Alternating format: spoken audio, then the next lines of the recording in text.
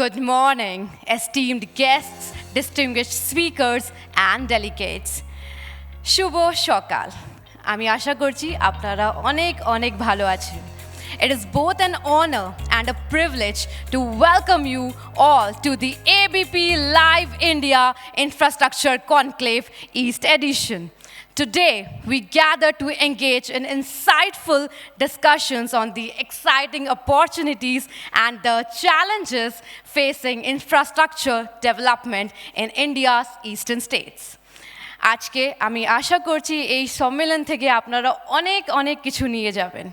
The eastern region of India, blessed with abundant resources and a rich cultural heritage, has always played a vital role in the nation's progress. In recent years, these states have witnessed a remarkable transformation in their infrastructure landscape with a strong emphasis on sustainability, good governance, and rapid urbanization. As these regions emerge as key hubs of growth and innovation, they also face the challenges associated with rapid development. The rapid urban development presents both numerous opportunities and significant challenges.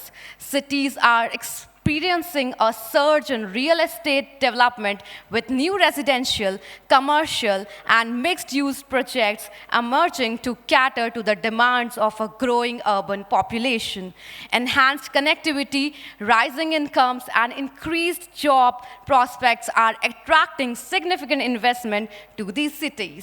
However, this urban expansion necessitates the urgent need for smart, sustainable urban planning. It is crucial that real estate development prioritize efficient land use, effective waste management, and improved public services to create livable and future-ready cities. Furthermore, the eastern states are increasingly positioning themselves as manufacturing hubs for India. With their strategic location, abundant natural resources, and improving infrastructure, they are attracting both domestic and international investments in manufacturing. This transformation is creating new employment opportunities and driving the region's economic growth. As new projects materialize, there will be a significant demand for skilled labor, new business ventures, and a thriving local economy. Infrastructure development has the potential to uplift communities by generating employment and fostering a more inclusive and prosperous future for all. I am confident that the discussion we have today will pave the way for more sustainable, inclusive, and prosperous future for the eastern states of India. The ideas and insights shared will be instrumental in shaping the region's infrastructure trajectory. Once again, I warmly welcome you all to the ABP Live India Infrastructure Conclave East Edition. I look forward to the dynamic dialogues and transformative solutions that will emerge from today's discussion. Aro ekbar apnader onek onek shwagoto, and thank you so much. Thanks a lot. Can we have huge round of applause, everyone? Moving ahead with our first session of the day, and the topic is Transforming India's Water Management, a Vision for the Future. Several initiatives have been taken at the national, global, and local levels to bring about the effective management of water resources. Some of them are Jal Shakti Abhiyan, Jal Jeevan Mission, Mission Amrit Sarovar, National Water Policy, to name a few. Now I request Shri Raj Bhushan Chaudhary ji, Minister of State, Ministry of Jal Shakti, to come up on the stage for the keynote address. Shri Raj Bhushan Chaudhary, Minister of State for Jal Shakti, spearheads initiatives like the Jal Jeevan Mission to ensure safe drinking water for all. His focus on sustainable water management and innovative policies aims to strengthen India's water infrastructure for future generations. Let's welcome him on the stage with a huge round of applause, everyone.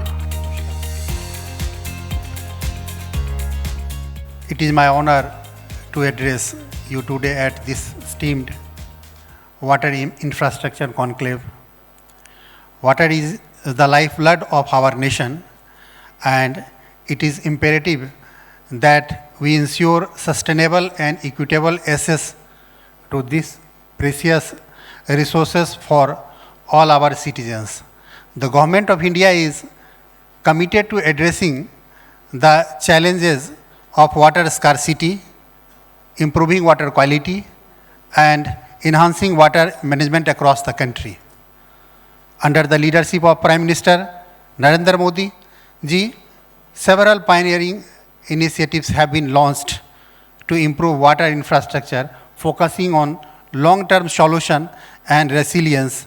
One of the most notable is Jal Jeevan Mission. Jal Jeevan Mission, which aims to provide safe and adequate drinking water to every rural household by 2024. और आपको जानकर आश्चर्य होगा कि इस mission का impact इतना अच्छा पड़ा है कि आज जिस ग्रामीण क्षेत्रों में कभी लोगों ने कल्पना नहीं किया होगा कि नल से जल मिलेगा, जब ये प्रोग्राम लॉन्च हुआ था उस समय ओनली इंडिया में 15 to 16% रूरल एरिया में टैप वाटर का एक्सेसिबल था, और आज मोर देन 80% घरों में रूरल क्षेत्रों में टैप वाटर मिल रहा है।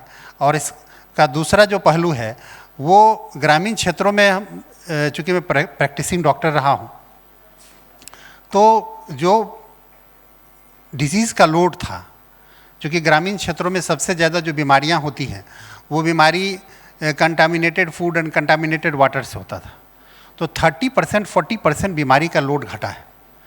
इस योजना का इतना इम्पैक्ट पड़ा है कि ओपीडीज़ में आज भीड़ घट गया।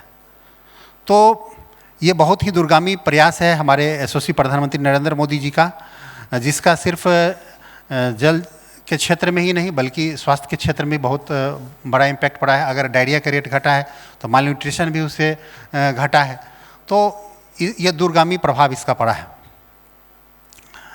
And this mission seeks to empower communities, ensuring that water management is local, participatory and sustainable होना चाहिए। और इसमें दूसरा इस पहलू का एक बड़ा इम्पैक्ट ये भी पड़ा है, चूँकि ग्रामीण क्षेत्रों में और कहीं भी जो जल संग्रह करना, जल का जो काम है मैक्सिमम हमारी मातृशक्ति का है, तो इसलिए उनका बहुत ज़्यादा समय एक स्वच्छ जल उपलब्ध करने में, घर के लिए व्यवस्थित करने में लग जाता था। आज वो समय जो बचा है उस समय को वो दूसरे किसी प्रोडक्टिव काम में लगा करके वो घर को और व्यवस्थित कर सकते हैं। तो इस तरह से हमारी जो महिलाएं हैं, हमारे समाज की जो मातृशक्ति हैं, उनको भी एम्पावरमेंट करने का काम हमारी सरकार ने किया है इस योजना के माध्यम से। And another key initiative is the National River Conservation Plan, which addresses the urgent need for improving the quality of water in our river. Through this initiative, we are working towards reducing pollution, rejuvenating water bodies, and ensuring that river becomes source of life and livelihood once again. अभी बहुत सारे हमारे यहाँ जो river सूखने के कगार पर था, वही बहुत सारे नदी को हमने रिजुविनेट करने का हम लोग प्रयास कर रहे हैं, ताकि जो ग्राउंड वाटर भी हमारा जो फॉल कर रहा है, जो वाटर बॉडी अगर रिचार्ज होता है तो निश्चित रूप से उससे परकोलेट हो करके ग्राउंड वाटर का भी लेवल बढ़ेगा, और इस तरह से इसका भी बहुत ही एक अच्छा इम्पैक्ट आने वाले दिनों में पड़ेगा। And the third one is the Atal mission for rejuvenation and urban transformation, Amrut, focuses on providing basic services to urban areas, including water supply, sewerage and sanitation. The government is working tirelessly to create smart water infrastructure, integrating digital tools and technology to ensure efficient water distribution and management. Additionally, the Namami Gange program has been substantial progress in cleaning and conserving the Ganga, which remains vital to millions of lives. This mission not only aims to clean the river, but also to restore the ecosystem and revive the spiritual and cultural significance of the river. As we look towards the future, the focus will remain on strengthening our water infrastructure. Utilizing technology, we can build a water secure India for generation to come. Beyond the infrastructural development, we also need to place a strong emphasis on water conservation. Our government has been actively promoting rainwater harvesting, watershed management, and the rejuvenation of traditional water bodies such as ponds, lakes, and wells. The Atal Bhujal Yojana aims to improve groundwater management and ensure the sustainability of our water resources, especially in rural areas.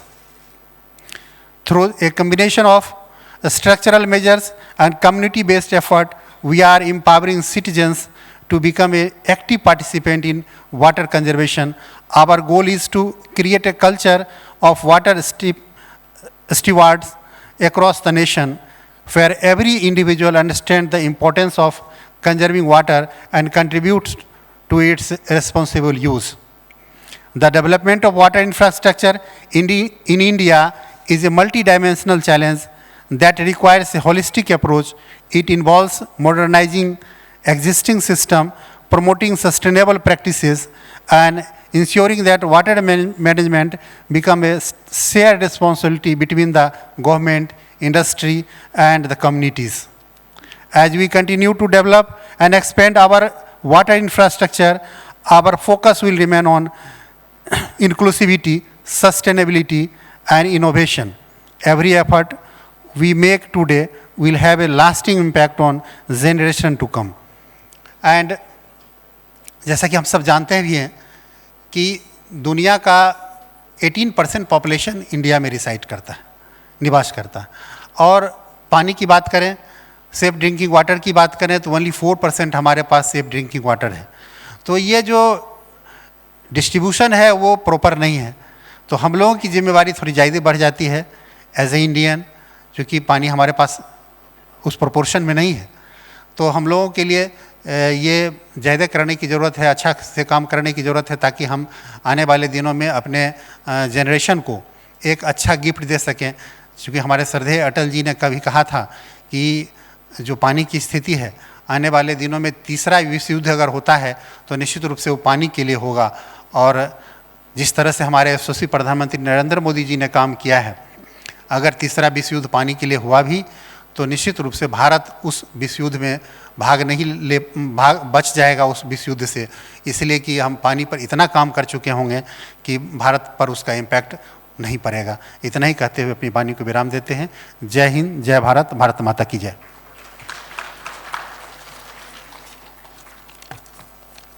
So now, thank you so much, and I kindly request my colleague, Ms. Megha Prasad from ABP, to come up on the stage and start with the fireside chat. नमस्कार and hello everyone. वैसे आप लोगों ने ये पंक्ति कभी ना कभी तो ज़रूर सुनी होगी, this very profound phrase which is जल ही जीवन है, which means water is life. And today we are delighted to have with us the Minister of State for Jal Shakti, Dr. Raj Bhushan Chaudhary. ये जल संपदा जो हमारे देश में है, the water resource, the safekeeping, the preservation of this has been, the responsibility by the government of India has been given to two people. One, of course, is our Union Minister for Jal Shakti, Mr. C.R. Patil, and his deputy, who's right here, sitting with me. तो आपकी permission से, Dr. Chaudhary, ये session में शुरू करना चाहती हूँ. शुरुआत में ही, because the focus of this conclave is infrastructure development in the eastern part of India, इसलिए सर पहला सवाल यही बनता है आपसे that year on year, year after year, we've seen the biggest problem in terms of water that we face in the eastern part of India are these massive ravaging floods. हर साल आते हैं, हर साल इतना destruction होता है, कई लोग मर जाते हैं. इसलिए सवाल आपसे, और हम इंफ्रास्ट्रक्चर पे फोकस कर रहे हैं, सवाल आपसे सर ये, what has your government in the last 10 years done to ensure that we are in a position to prevent floods? देखिए, सबसे पहले तो मैं आपके तमाम दर्शकों को मैं बहुत बहुत धन्यवाद देता हूं, और आपको, आपकी पूरी टीम को. और जहां तक सवाल है फ्लड को प्रिवेंट करने की, तो हमारी सरकार लगातार प्रयास कर रही है कि इस तरह का जो आपदा आती है, इसको हम कैसे प्रिवेंट करें। तो इसके लिए इसका जो सबसे बड़ा कारण है वो है ग्लोबल वार्मिंग। और ग्लोबल वार्मिंग के कारण आज जिस तरह से फ्लश रेन हो रहा है, जिस तरह से बादल फट रहा है, पहले ऐसी बातें कम होती थी। आज जब हम लोग छोटे थे तो उस समय बहुत कम बार सुनने को मिलता था कि बादल फटा है। आज हर बार रेनी सीजन में कहीं ना कहीं बादल फटता है। तो ये कारण है ग्लोबल वार्मिंग के कारण हो रहा है। तो ग्लोबल वार्मिंग को प्रिवेंट करने के लिए हमारी सरकार लगातार काम कर रही है और उस कड़ी में चाहे वो रिफॉरेस्टेशन हो, तो बहुत सारे क्षेत्र में हम लोग काम कर रहे हैं, इंफ्रास्ट्रक्चर बना रहे हैं, उससे बचने का उपाय कर रहे हैं और साथ साथ ग्लोबल वार्मिंग का इम्पैक्ट कम पड़े उस पर भी काम कर रहे हैं। डॉक्टर चौधरी, ग्लोबल वार्मिंग के ही वजह से हर बार फ्लड हो, ये कहना बहुत सही तो नहीं होगा क्योंकि इसमें बहुत अलग भी कारण है। पिछले, जैसे अगर मैं आंकड़े आपको बताऊं, आपकी ही सरकार ने 2017 से अभी तक पिछले 5 साल में I think the expenditure, the spend that the government has done only on preventing or trying to control flood, trying to ensure that there are no landslides, etc., is about 150 crores only to the northeastern part of the country. I'm not even talking about the entire country. This kind of money has gone into preventing flood only in the northeastern part of the country. So what we want to understand is that infrastructure, जब हम infrastructure की बात करते हैं तो ऐसी क्या decisions या आपने ली हैं और आप implement करने वाले हैं या आप process में हैं जिससे कि ये आपदा ही है, इस आपदा को रोका जा सके? देखिए, फ्लड को रोकने के लिए हमारी सरकार लगातार प्रयास कर रही है कि हम जो एम्बैंकमेंट है उसको स्ट्रेंथनिंग करें और बहुत सारे जगह जो हमारी सबसे बड़ी समस्या है वो समस्या है कि जो हमारे जो रिवर हैं उसका होल्डिंग कैपेसिटी घट गया है क्योंकि सिल्ट का प्रॉब्लम है। तो हमारी सरकार उस पर भी काम कर रहे हैं हम लोग कि कैसे डिसिल्टिंग किया जाए उसको, जो कि जो उसका जो बेड है वो बेड सिल्ट के कारण थोड़ा सा ऊपर आ गया है जिसके कारण हमारी रिवर का होल्डिंग कैपेसिटी भी घट गया है। तो एम्बैंकमेंट हम लोग कर रहे हैं, उसको स्ट्रेंथनिंग कर रहे हैं, तो जिसके कारण इस चीज़ से हम लोग बच सकते हैं। ओके, ठीक है। हम अब मूव करते हैं आपकी मिनिस्ट्री को। आपकी मिनिस्ट्री का flagship program, the biggest program that you been running, Har Ghar जल.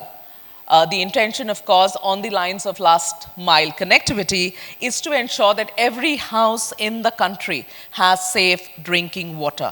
So my question to you, Minister Sir, is this.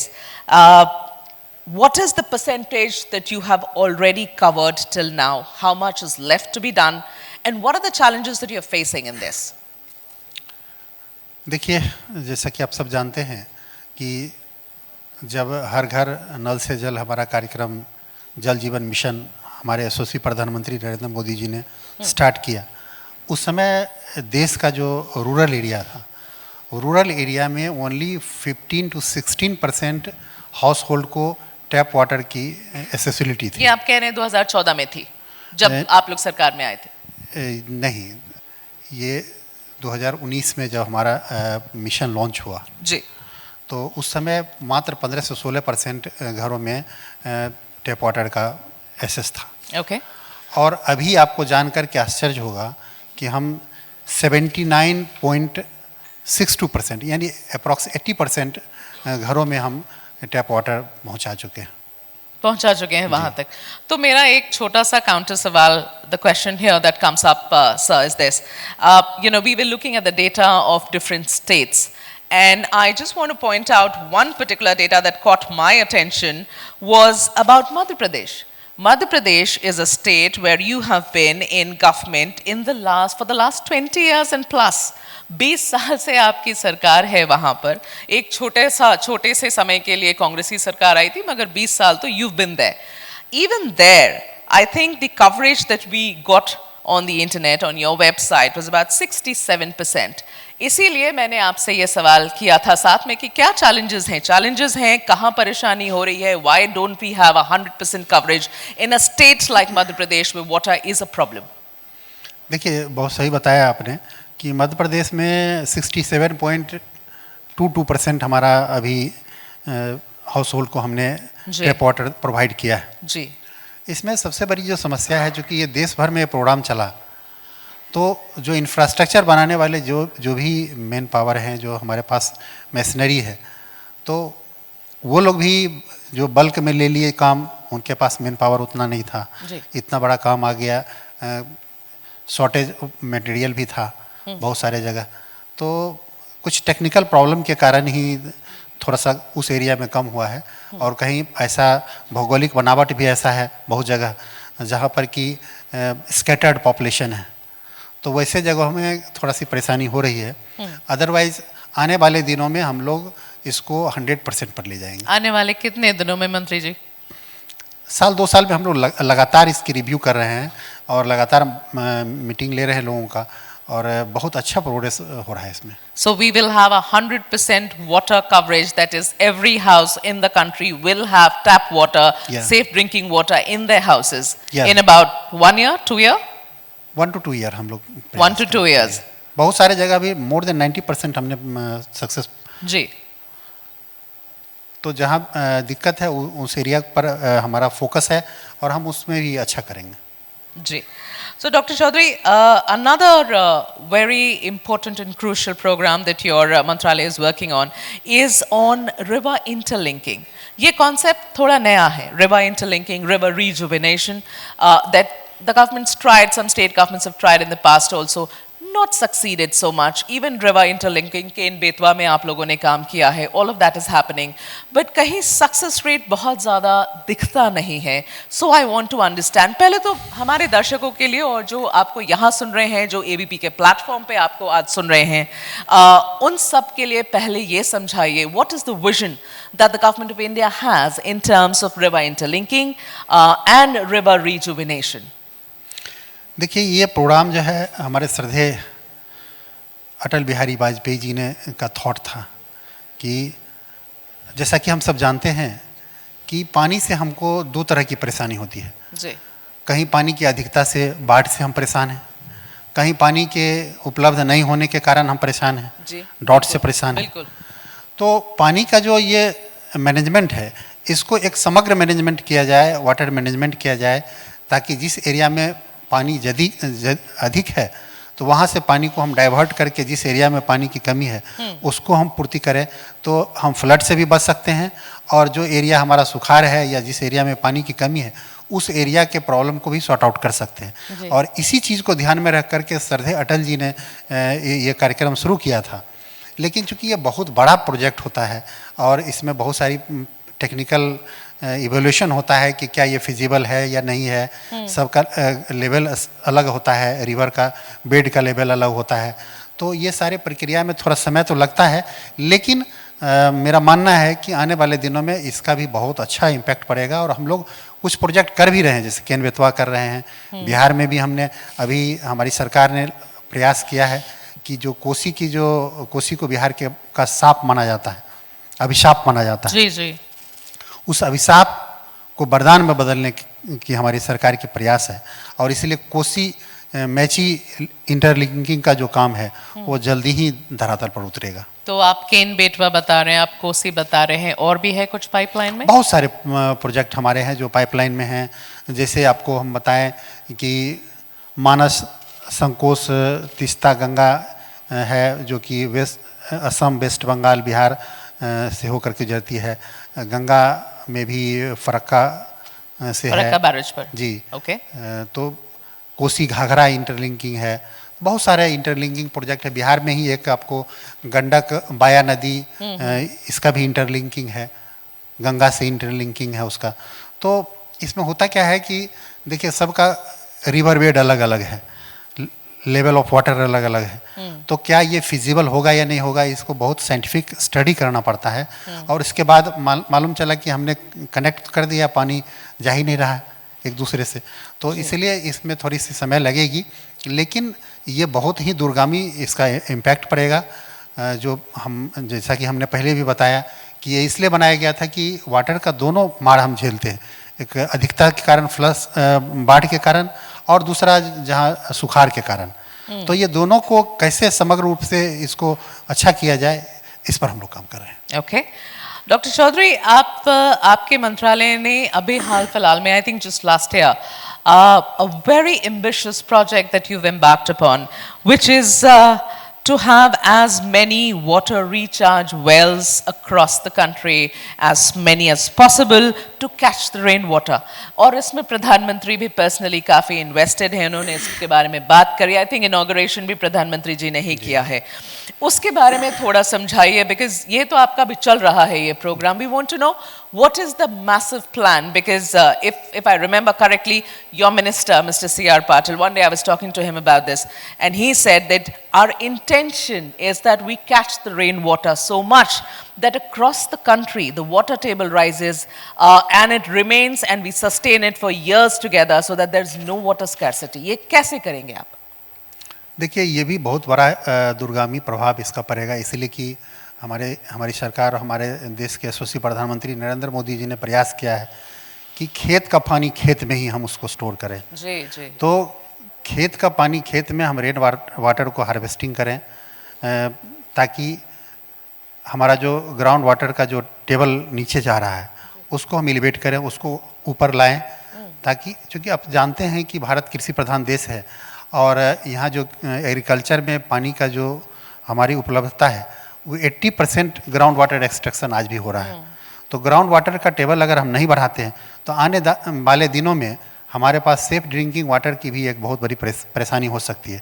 और इसीलिए हमने खेत का पानी खेत में रिचार्ज वेल के माध्यम से, अलग अलग स्ट्रक्चर के माध्यम से प्रयास किया है. हमारे प्रधानमंत्री जी ने आह्वान किया है और आपको जानकर बहुत खुशी होगी कि अब ये जन आंदोलन का रूप लेते जा रहा है. जल संचय जन भागीदारी का उन्होंने जो मंत्र दिया है, अब ये जल संचय जन भागीदारी अब जन आंदोलन का रूप लेते जा रहा है. और लोग अब स्वतः आगे आकर के, जो बड़े इंडस्ट्रियलिस्ट हैं, जो सक्षम लोग हैं, वो लोग आगे आकर के हमारे प्रधानमंत्री जी के आह्वान पर, हमारे जो कैबिनेट मिनिस्टर C.R. पाटिल साहब हैं, उनके आह्वान पर अब लोग स्वतः आकर के 5 गांव 4 गांव गोद ले रहे हैं और लोग वहाँ रिचार्ज वेल बना रहे हैं. और इसका बहुत ही ज़्यादा पॉजिटिव इम्पैक्ट आया है. जहाँ पर 500 फीट में कभी पानी मिला करता था और वहाँ आज 100 फीट में पानी मिल रहा है. तो ग्राउंड वाटर लेवल काफ़ी इम्प्रूव किया है वैसे क्षेत्रों में जहाँ लोगों ने, अभी मैं जैसलमेर गया हुआ था. जैसलमेर में जब मैं एस्पिरेशनल ब्लॉक के विजिट पर गया था तो वहाँ जो जनप्रतिनिधि लोग थे तो उन्होंने बताया कि साहब, हमने कभी सोचा ही नहीं था कि यहाँ स्प्रिंकलर से सिंचाई होगी. राजस्थान में कभी स्प्रिंकलर चलेगा और यहाँ पानी होगा, यहाँ पर एक अच्छी खेती हो सकती है, हमने कभी सोचा ही नहीं था. ये तो हमारे देश के यशस्वी प्रधानमंत्री नरेंद्र मोदी जी का विजन है. ये कितने दिनों में हुआ, कितने सालों में ये बदलाव आया? ये जब से उन्होंने प्रयास किया है अभी लगभग बहुत ज़्यादा इम्पैक्ट इसका पड़ा है इधर हाल के दिनों में. और अभी गुजरात में तो बहुत सारे, अभी जैसे कि हमारे एक ढोलकिया साहब हैं, बहुत बड़े उद्योगपति हैं वहाँ के, उन्होंने अभी दिखाया, हमको एक कार्यक्रम में हम लोग मिले थे तो उन्होंने दिखाया कि बहुत सारे पॉन्ड को और रिवर को उन्होंने अपने स्तर पर रिजुविनेट किया है. तो ये बहुत जन आंदोलन का रूप लेते जा रहा है और इसका बहुत दूरगामी प्रभाव पड़ेगा. Very well. ऑलराइट मंत्री जी, वैसे तो हमने आपको यहाँ इनवाइट किया है इंफ्रास्ट्रक्चर कॉन्क्लेव के लिए, पर आशा करती हूँ कि आप मुझे एक आध पॉलिटिकल सवाल पूछने देंगे, माइंड नहीं करेंगे. तो शुरुआत मेरी पॉलिटिकल सवाल में इसी से होगी कि योगी जी, अब यहाँ इलेक्शन का माहौल है, दिल्ली में हम बैठे हैं, योगी जी आए थे पिछले दिनों और काफ़ी खरी खोटी सुना के गए हैं अरविंद केजरीवाल को, ये बोल के कि अरविंद केजरीवाल ने यमुना का क्या हाल बना दिया देखो. और यही यमुना जब प्रयागराज पहुंचती है कुंभ में, अभी जब डुबकियां लगाई जा रही है, वहां हमने यमुना इतनी साफ कर दी है, यहाँ उसने यमुना को गंदा नाला बना दिया है. मेरा सवाल आपसे ये है minister sir, that you know we understand that water is a state subject, but at the end of the day you are here to serve people like us, I mean everybody across the country, you're here to serve the people. Why are these two governments fighting so bad? Why can't you, as the Minister for Water Resource, for Jal Shakti, help clean up Yamuna in Delhi? ये क्यों नहीं हो रहा है? अगर state नहीं कर पा रही है तो सेंटर क्यों कुछ नहीं करती है? बड़ा अच्छा सवाल आपने किया है. ऐसा है कि water is a state matter. आप जानते हैं हमारी सरकार, केंद्र की सरकार, कोई भी सरकार हो, चाहे वो एनडीए की सरकार हो या कोई भी सरकार पहले की सरकार है, तो हमारा सिर्फ काम ये होता है कि हम फाइनेंशियल सपोर्ट करते हैं और टेक्निकल सपोर्ट करते हैं। तो स्टेट गवर्नमेंट अगर कोई ऐसा बड़ा डीपीआर बना के लाए, वैसा प्रोजेक्ट बना के लाए कि हमको इसमें हेल्प किया जाए, तो हम टेक्निकल सपोर्ट भी करते हैं और फाइनेंशियल सपोर्ट। तो स्टेट गवर्नमेंट के पास विजन ही नहीं है, उनके पास दारू बेचने के अलावा कोई काम ही नहीं है। तो अगर उनके पास विजन नहीं है सर, तो आप क्यों स्टेप इन नहीं कर रहे हैं? हम जैसे लोग तो सफर कर रहे हैं, आप भी सफर कर रहे हैं। यमुना में कितना पोल्यूशन है यहाँ। लोग आप और मैं दोनों बिहार से आते हैं सर। क्या मैं ये सवाल आपसे पूछ सकती हूँ कि छठ के समय जब हम सबको वाटर बॉडी में जाना होता है, इतनी छठ मैया जो करती हैं पूजा, वो सब इस गंदे यमुना में घुसतियाँ रख देने के लिए सुबह शाम, इससे तकलीफ क्या मंत्री जी को नहीं होती है? देखिए, ये स्टेट गवर्नमेंट को इनिशिएटिव लेना चाहिए और हम लोग उनको सपोर्ट कर सकते हैं, लेकिन डायरेक्टली केंद्र सरकार कुछ नहीं कर सकती है उसमें जब तक स्टेट गवर्नमेंट कोऑपरेट ना करे। तो आप हाथ खड़े कर रहे हैं? नहीं, हम हाथ नहीं कर रहे, हम तो प्रयास कर रहे हैं, लगातार हम लोग प्रयास कर रहे हैं। ये आंकड़ों की बाजीगारी करते हैं, गलत अफवाहें फैलाते हैं। अभी आपने कल देखा कि मीडिया में फैला रहे हैं कि यमुना में इन्होंने जहर डाल दिया। हाँ, तो ये मैं तो पूछना चाह रही थी, यमुना में जहर डाल दिया। अरविंद केजरीवाल कह रहे हैं यमुना में जहर ही मिला दिया, लोगों को मारना चाहते हैं। अब आप बताइए, जल शक्ति तो आपके पास है। अब एक पढ़े लिखे मुख्यमंत्री होकर के जो कहते थे लोग कभी कि हम राजनीति में अच्छा करने आए हैं, तो इनके लिए बस इतना ही कहना चाहेंगे कि राजनीति को इस स्तर तक ना ले जाएं। अब जिनोसाइड की बात कर रहे हैं, वो लोगों में इस ढंग की अफवाहें फैला रहे हैं कि कोई सरकार ऐसा करती है। तो ये सब दुष्प्रचार करना बंद करें, राजनीति को अच्छे से करें, ताकि लोगों को उनके प्रति ऐसा ना हो कि आने वाले दिनों में नफरत हो जाए कि भाई इस टाइप की बात करते हैं। कोई यमुना में जहर सरकार कैसे कर सकती है? हाँ, उसका पॉल्यूशन स्तर, उसका टीडीएस बहुत ख़राब है, इसलिए कि उसकी सफाई नहीं हो रही है। और उसकी सफाई इसलिए नहीं हो रही है कि ये कोई इनिशिएटिव नहीं लेते हैं। और यमुना में आज बहुत सारे फैक्ट्री का दूषित पानी जा रहा है, पोल्यूटेड पानी जा रहा है, तो उसके लिए कोई एसटीपी का इन्होंने प्रयास नहीं किया है, उसकी सफाई का कोई व्यवस्था नहीं किया। उसका पूरा टीग्रा फोड़ा है उन्होंने हरियाणा पर, कि हरियाणा से जो पानी आ रहा है उसमें गंदगी मिला रहे हैं आप लोग। अब जहर मिला रहे, गंदगी मिला रहे, पता नहीं क्या मिला रहे। देखिए, जहाँ से पानी आ रही है, पानी इनको जितना मिलना चाहिए, पिछली बार जिस समय जून जुलाई के महीना में इन्होंने ये भी बोला था कि जो प्रॉपर हमको पानी मिलना चाहिए वो पानी नहीं मिलता है। जबकि आंकड़ों की बात करें तो जितना पानी का हम लोगों का कमिटमेंट था उससे ज़्यादा दे रहे थे। लेकिन ये अफवाह की राजनीति करते हैं। लोग को जब तक समझ में आएगा कि नहीं ये तो गलत बोल रहे, तब तक तो समय निकल जाएगा। अभी आपने देखा कि किस तरह से 5 तारीख को इलेक्शन है और ये अभी जिनोसाइड और यमुना में जहर मिलाने की बात कर रहे हैं। तो आप लोगों को अश्योर करना चाहते हैं जल शक्ति मंत्री के कैपेसिटी में कि आपकी सरकार और आपकी पार्टी की किसी भी सरकार ने कोई जहर कुछ नहीं मिलाया है? सवाल नहीं पैदा होता है, कोई भी सरकार ऐसा सोच ही नहीं सकती है, चाहे सरकार किसी की भी हो। और यहाँ का यमुना का पानी अगर दूषित है, उसका टीडीएस बहुत हाई है, तो उसके लिए सरकार को आकर के बात करना चाहिए, उसके लिए सफाई की व्यवस्था करनी चाहिए। निश्चित रूप से कोई बहुत बड़ा बात नहीं है, हो सकता है, लेकिन उसके लिए एक मंच पर बैठ करके कैसे यमुना की सफाई हो उस पर उसका प्रोजेक्ट लाना चाहिए, ना कि अफवाह फैलाना चाहिए। ठीक है, आपसे आखिरी सवाल मंत्री जी, आप बिहार से हैं, सांसद बिहार मुजफ्फरपुर से हैं। बिहार के इलेक्शंस आने वाले हैं साल के अंत में, इसलिए आपका आखिरी सवाल इसी से होगा। आपकी पार्टी बड़ी पार्टी है बिहार में, अभी आप अलायंस में हैं नीतीश कुमार जी की पार्टी के साथ। आप बार बार ये कहते हैं कि हम उन्हीं के नीचे ये चुनाव लड़ेंगे, उन्हीं के नीचे ये चुनाव लड़ा जाएगा, अलायंस उनके नीचे लड़ेगी। सवाल वो नहीं है, सवाल ये है मंत्री जी कि अगर आप लोग जीत जाते हैं तो क्या नीतीश कुमार जी को भारतीय जनता पार्टी वापस एक बार और मुख्यमंत्री बिहार का बनाने के लिए तैयार है या नहीं? क्योंकि आपकी आपस में कितनी तनातनी होती है वो सबको पता है। देखिए, जैसा कि आप जानते हैं कि भारतीय जनता पार्टी अपने कमिटमेंट के लिए जानी जाती है, और भारतीय जनता पार्टी ने पिछली बार भी कमिटमेंट किया था कि हम इनके नेतृत्व में चुनाव लड़ेंगे और इनको सीएम बनाएंगे। यद्यपि उनका सीट कम था, फिर भी हमने उनको सीएम माना और बहुत अच्छा से इस हमने बार फिर करेंगे? निश्चित रूप से भारतीय जनता पार्टी कमिटमेंट में कभी पीछे नहीं हटेगी। तो आप ये कह रहे हैं कि अगर आप जीत जाएं तो इस बार मुख्यमंत्री वही बनेंगे वापस, पक्का? निश्चित रूप से हमारी सरकार और हम लोग अब पूरे एनडीए का कार्यक्रम कर रहे हैं और कहीं कोई कन्फ्लिक्ट नहीं है, कोई परेशानी नहीं है, हम सब एक हैं और इस मुद्दा पर एक हैं कि बिहार का विकास कैसे हो।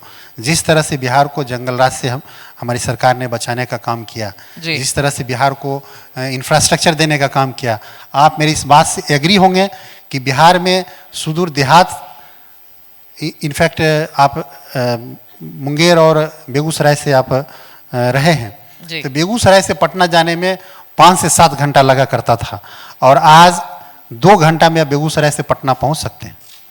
तो ये रोड के क्षेत्र में हो, पुल पुलिया के क्षेत्र में हो, बिजली के क्षेत्र में हो, हम लोग जब 10 से जो एनडीए सरकार से पहले बिजली की क्या स्थिति थी बिहार में, कभी किसी ने कल्पना नहीं किया होगा।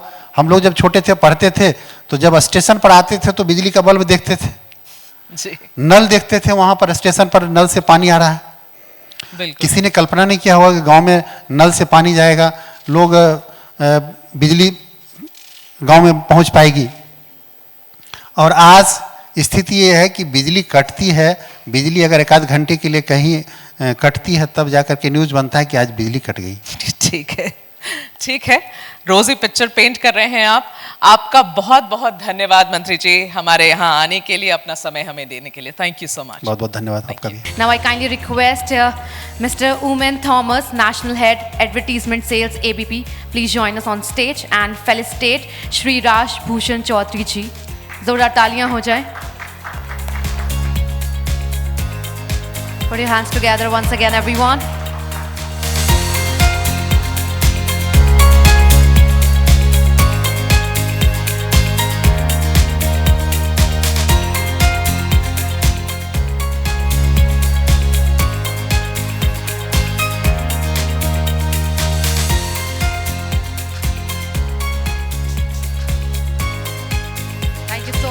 Now I kindly request Ms. Megha Prasad from ABP, please join us. Sir, please stay. Now we start with session 2 panel discussion and the topic is driving smart urbanization, focuses on integrating sustainability with infrastructure growth in East India by leveraging innovative urban planning and smart city projects.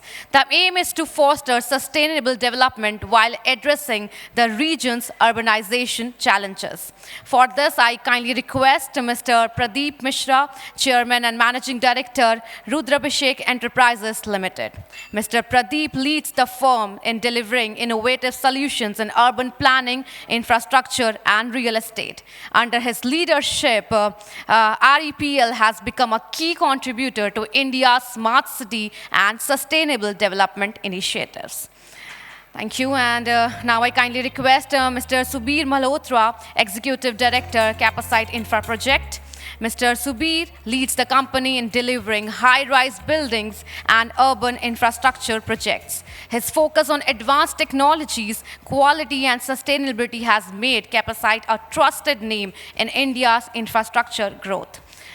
Mr. Manish Satnaliwala, CEO, Capital Infra Trust. Please join us. Mr. Manish leads innovative infrastructure projects in real estate, renewable energy, and transportation.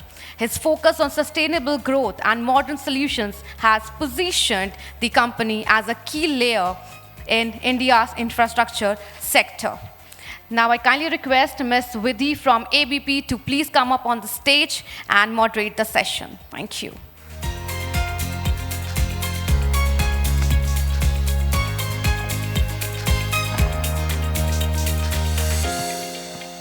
Good morning, everyone.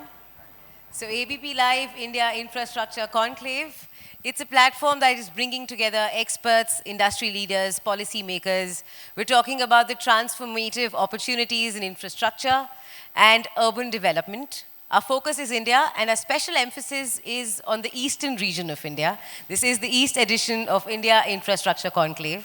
And in this session, today we're discussing how we can explore how the eastern region can balance rapid infrastructure growth with sustainability. And in this session, we're joined by Mr. Pradeep Mishra, CMD Rudra Abhishek Enterprises, an expert in urban planning and consultancy. Mr. Subir Malhotra, Executive Director, Capacity Infra Project, known for delivering innovative construction solutions for modern urban infrastructure. Mr. Manish Satnaliwala, CEO, Capital Infra Trust, specializing in financing infrastructure projects with a focus on sustainability and smart growth. Thank you so much for joining us in this panel. So I am hoping for a rather insightful session right now, because there's a lot happening when it comes to infrastructure development. So when I start talking about the eastern region, I think the challenge is quite unique. There's dense population and there is legacy construction, infrastructure. So with that challenge, how do we turn that into an opportunity where we can focus on infrastructural development, sustainability, with that kind of a challenge? What is your opinion, sir? Well, if you look at, eastern region part of it, right?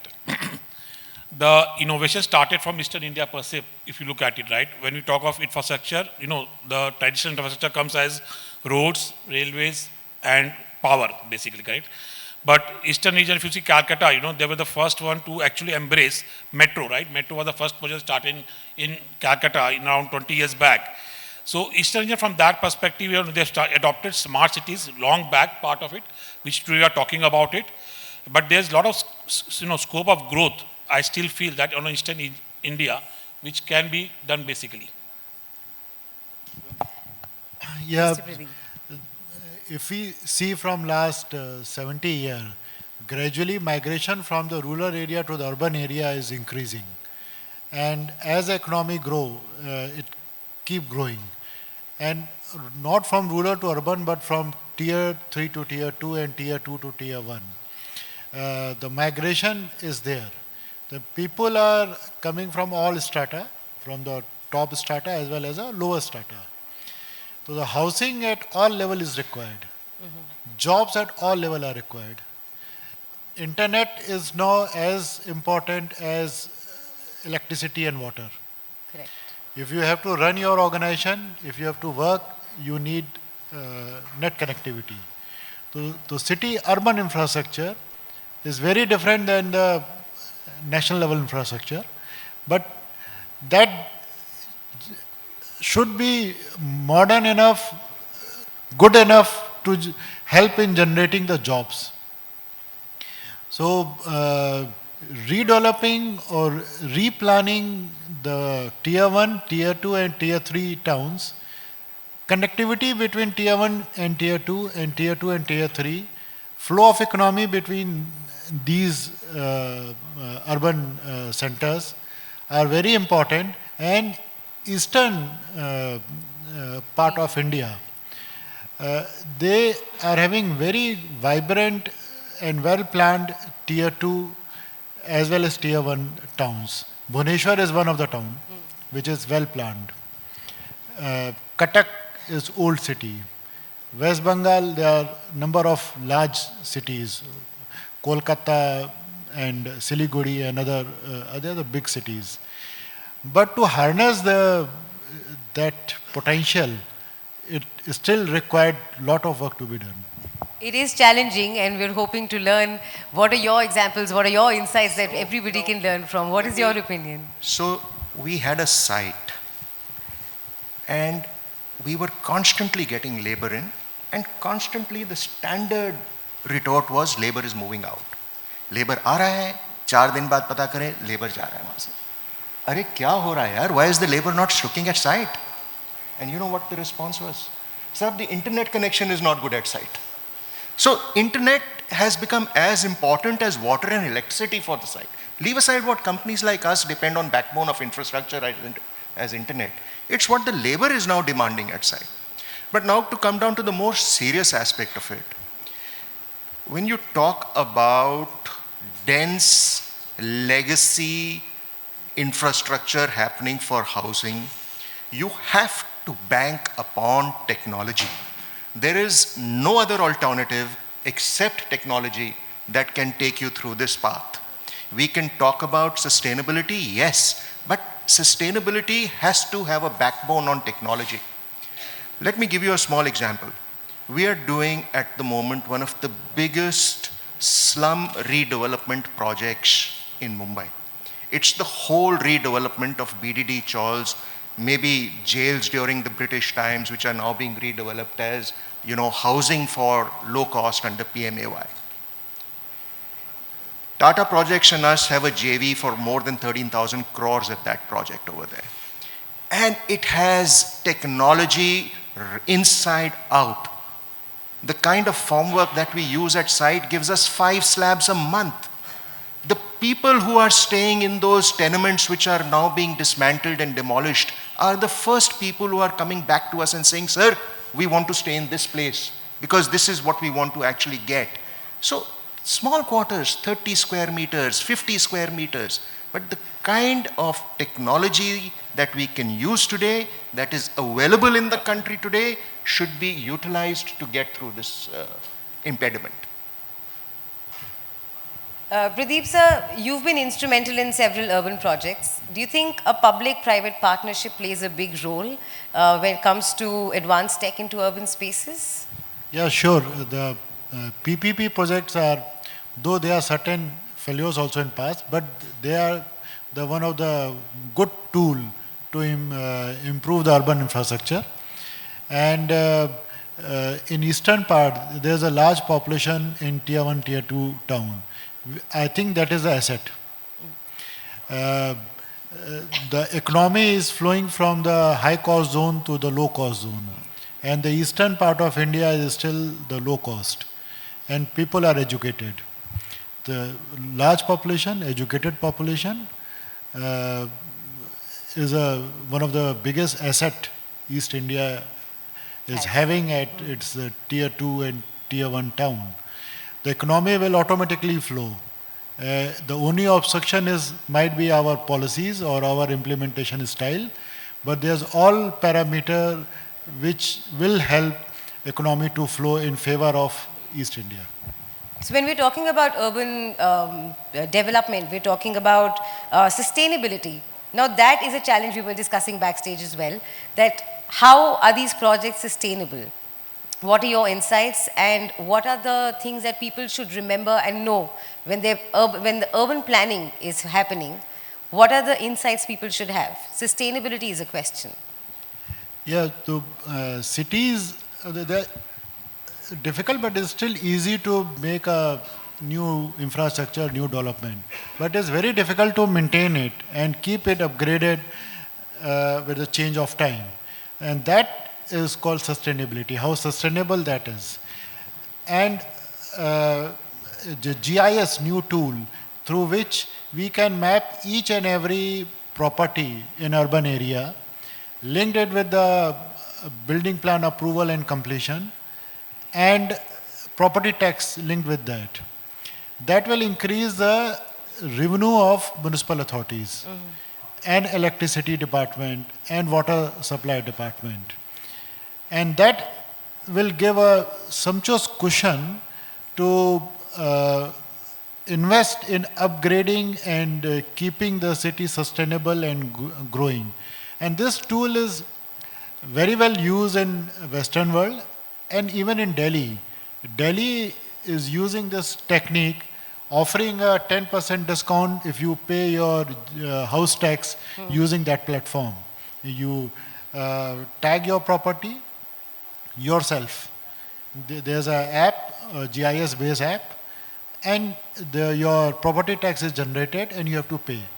By doing this, the non-paying people who are enjoying the urban infrastructure but they are not paying taxes, they will automatically come in the ambit of taxes. So it will behave in the same way like GST happened. Everything is online, everything data is integrated, and the collection of GST has gone up from 90,000 to 1,90,000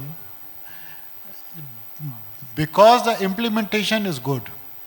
The tax has not gone up, the rate of tax has not gone up, but the collection has gone up like that. The economy has also not gone to that level. From 3 trillion to we've just become 3.7, 3.8 trillion. But the GST collection has gone up like that. The same thing will happen if the municipal authority use a new technique, new technology, which other cities are also doing, and collect their taxes in a sumptuous way and keep upgrading. So authorities need to learn from I'd like various to just cities. add one more thing, So sustainability and low-cost housing are a very delicate balance that are always played together when we move towards redevelopment in these kind of areas. And our only take on it should be that whatever is the drop in the ocean that we can do for sustainability, whatever we can push through government policies and more through our own personal initiatives, those would be the drops in the ocean that we will add. And those drops, I could say, over multiple projects, over multiple years, could be the ocean that we finally fill. It cannot be left that there will be one fine day when sustainability will all of a sudden mushroom. It has to start now. In whatever small way, it has to happen now.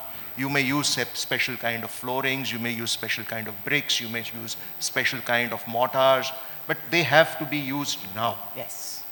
The change has to happen now. Happen now, yeah. No, I think so. They are right. I think so. Technology plays a bigger part on the entire sustainability part of it, right? As Pradeep was telling, right? We are from road and highways, right? If you see from our perspective, sustainability, right? The moment we have moved from the cash collection to the fast tag piece of it, right?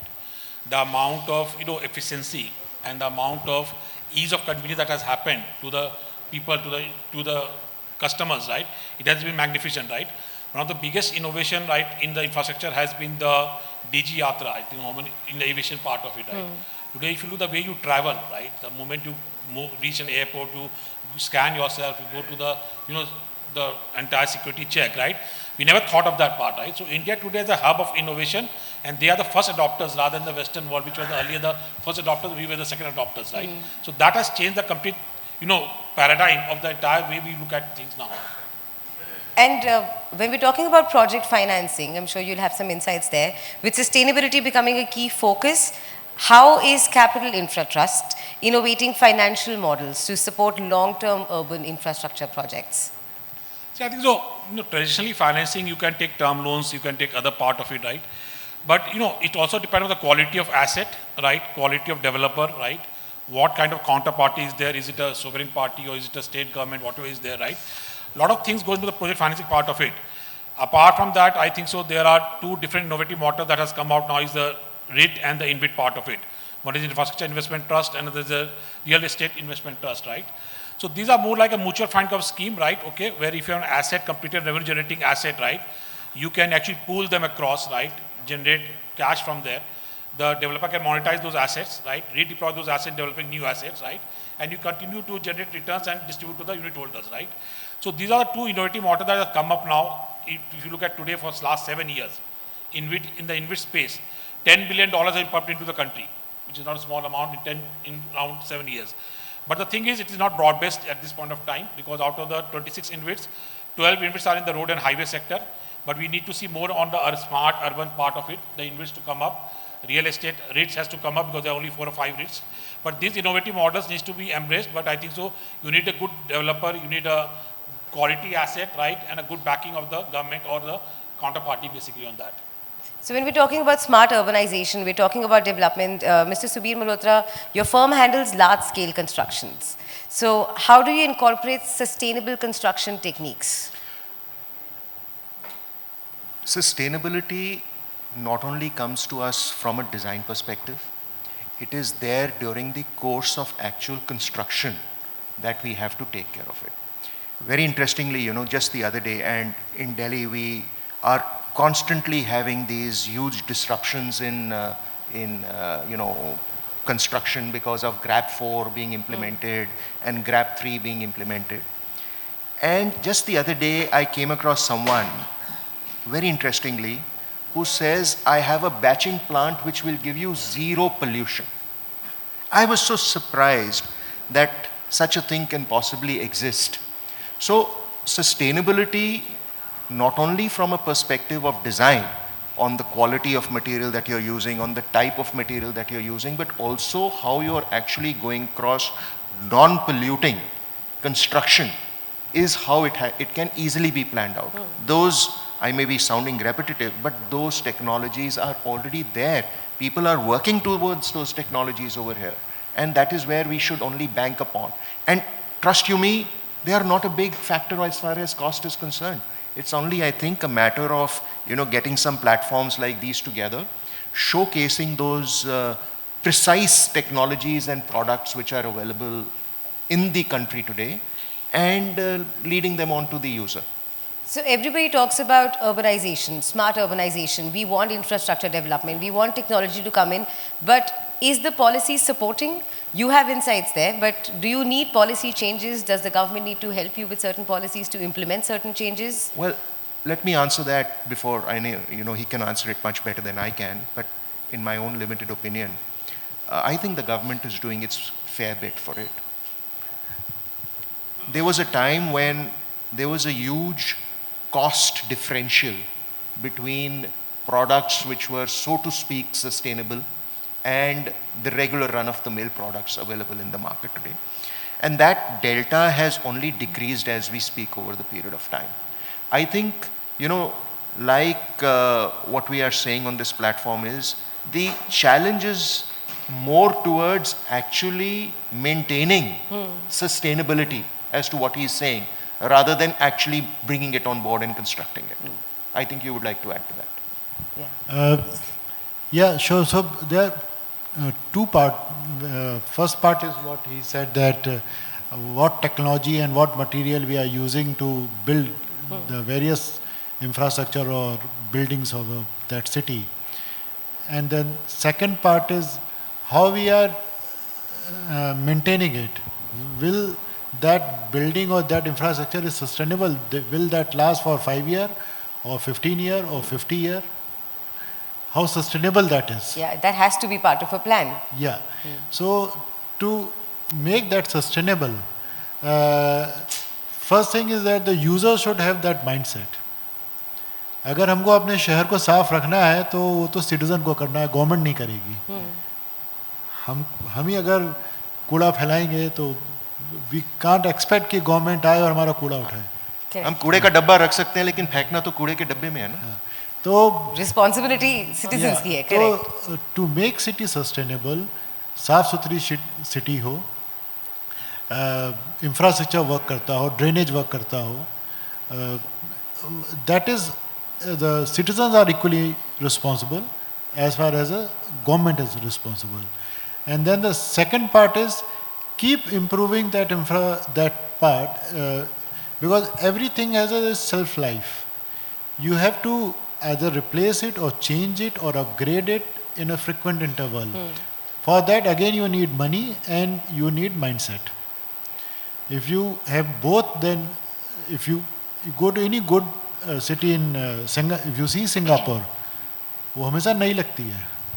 Why? Because they have that mindset and they know how to generate money. So the public right now definitely has a demand, but we have the awareness, but we're not really taking the responsibility to help create sustainable projects as well. Yeah, so the government and the citizen both are responsible, and this is achievable.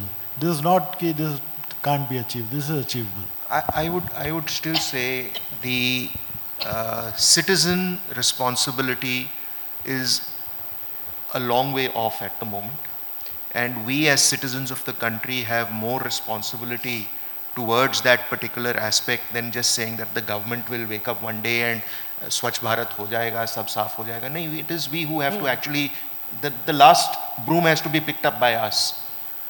And unless and until that awareness transforms into actual action, be it any which way, like the Singapore way, which is just a fine city, so to speak, to any which way that we want to handle it in India, is something that we have to push over here into our own social environment.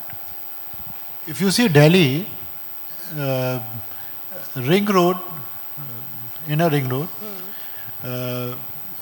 within the inner ring road there is NDMC, and out of that ring road is MCD.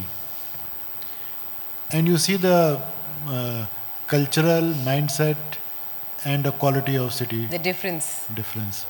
So this is possible in Delhi within NDMC area, but not that much possible in MCD area. So both are responsible. So you need a characteristic approach, right? I think so for Indian citizens, right? You are a part of that, right? Okay. So I'll give you an example, right? FASTag implementation was not an easy task, right? What Gadkari government has done is stupendous, right? Because people were habituated to paying cash, right? There's a lot of leakages in the system part of it, right? Government came with one date, then they gave a 15 days extension. Then there was a double penalty. Then there was a triple penalty, right?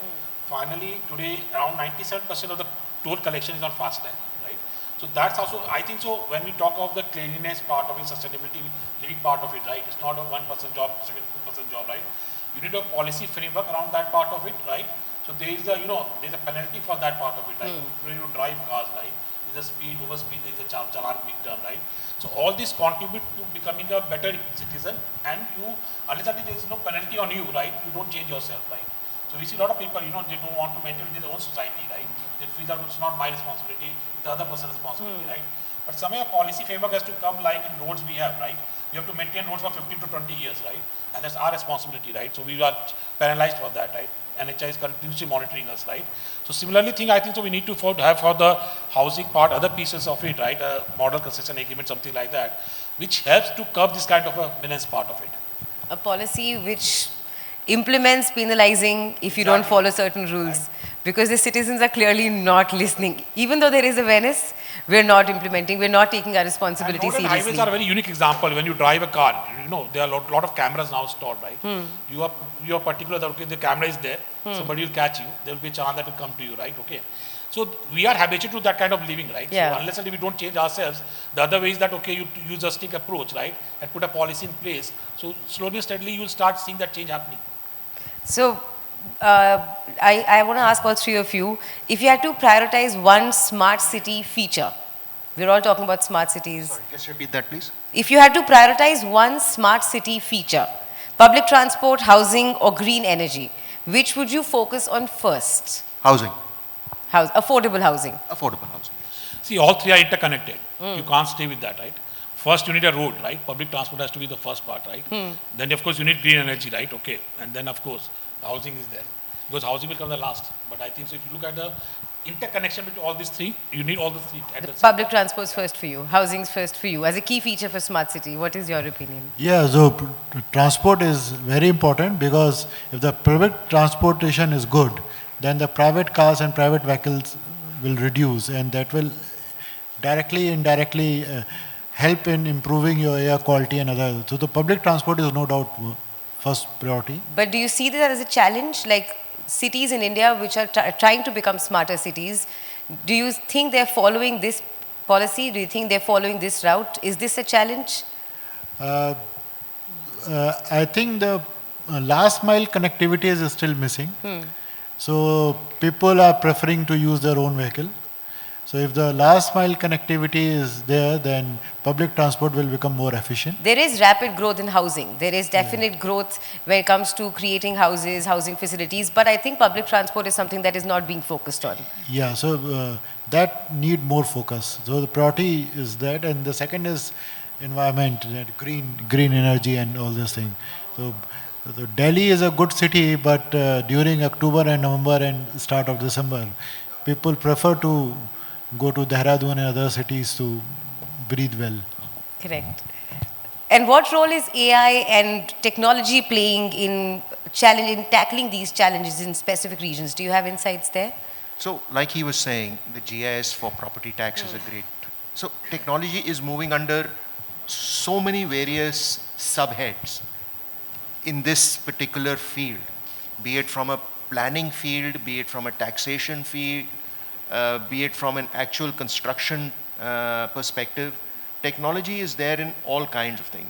AI is picking up big data and reading them in various formats, churning out data in more easily readable formats to people. GIS is picking it up as far as the taxation is concerned. technology, like I just said, as far as construction is concerned. Just the other day, I met some young kids from IIC Incubation Center, and they talk about robos and drone technology coming in for building construction. And they were like having some really smart ideas the way they were coming up with those ideas. So I would just say that, you know, our people are pushing the frontiers as we speak every day. But there is enough that can be already done within the given, means that are already available in the country. There are plenty of questions to ask, but we're out of time. Our panel's over. But thank you, gentlemen. Thank you Thank for you, this everybody. panel. Our pleasure. Thank you. Thank you. Thank you. I kindly request our speakers, please stay. Now I kindly request Mr. Samvrit Bhattacharya, National Sales Director, ABP Network, please join us on the stage for the felicitation.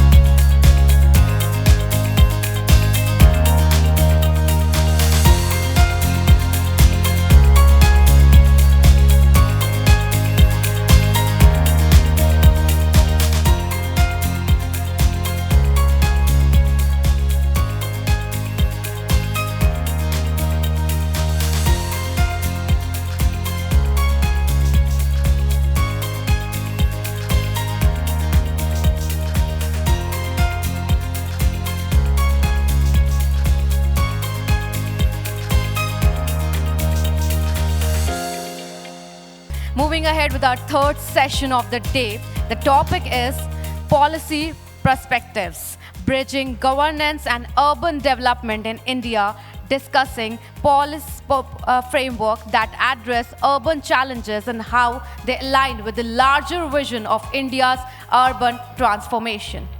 So for this, I kindly request Ms. Aditi from ABP to come up on the stage for the fireside chat. And now I request on stage Dr. Debolina Kundu, Director, National Institute of Urban Affairs. Dr. Debolina Kundu is a leading expert in urban governance, housing and sustainable cities. Her work focuses on data-driven solutions and collaboration to create equitable, resilient urban spaces and drive inclusive growth in India. Can we have once again huge round of applause? Thank you very much, and a very good afternoon to everyone present here. Now, we've been discussing the growth of India's infrastructure, and one aspect that cannot be unaddressed is the urbanization. And when we talk about urbanization in India, it is also imperative for us to talk about the different organizations which have been extensively working, especially in addressing the more key challenges when we talk about India's urban growth. And for that, an organization like the National Institute of Urban Affairs, which is a think tank working extensively, monitoring the urban growth in India and also doing policy research in that sector, plays a very, very crucial role. They have been advising the central government. They have been working with various global organizations also to talk about how India is expanding. And joining us today is the director of NIUA, Dr. Debolina Kundu. Thank you very much for joining us today, ma'am. To begin with, how big and how vast is urbanization in India? Because we always talk about India's urban growth, there's rapid urbanization. So I want to ask you, what are the facts when it comes to India's urbanization? And also, how do you address the issue of bridging the gap between the policy framework, finances, especially when it comes to infrastructure, mobilization, housing, etc.? Thank you. Thank you so much for inviting me to this important session. When we talk about urbanization, in the absence of the 2021 census data, at times it becomes really difficult to explain in entirety.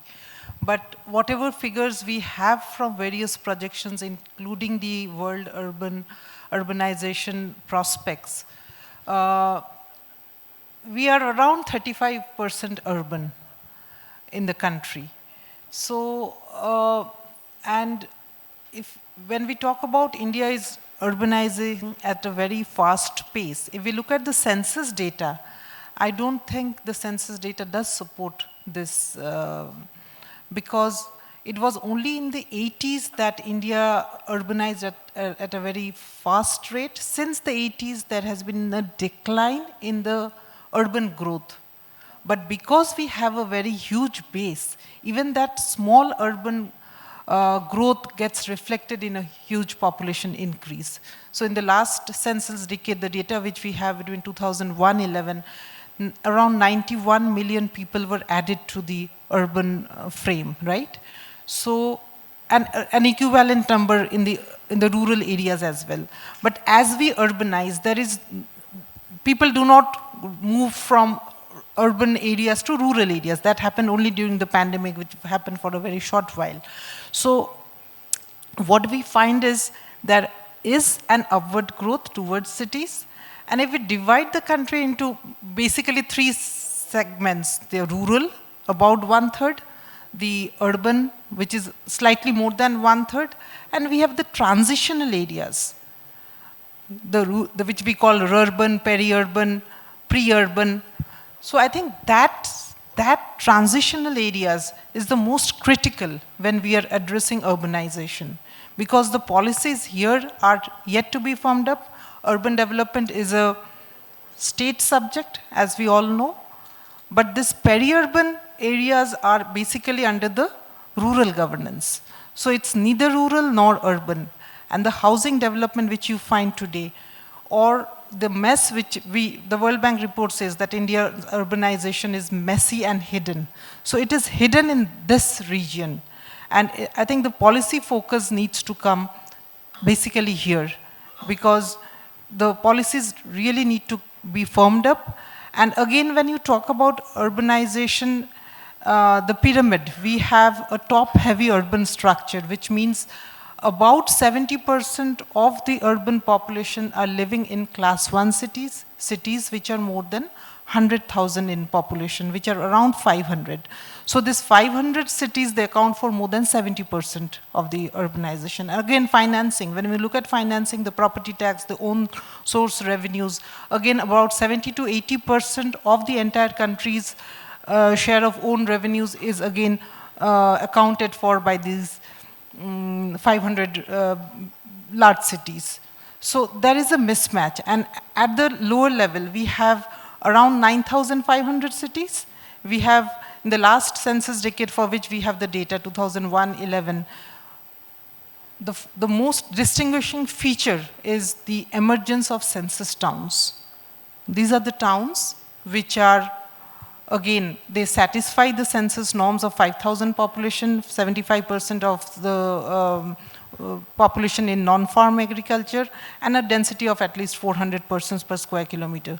So these outgrown villages which have urban characteristics have to be really recognized by state governments as statutory towns. Then only can all the central government missions, be it the PMAY Urban or the Smart Cities Mission or the Amrut Mission, start working here.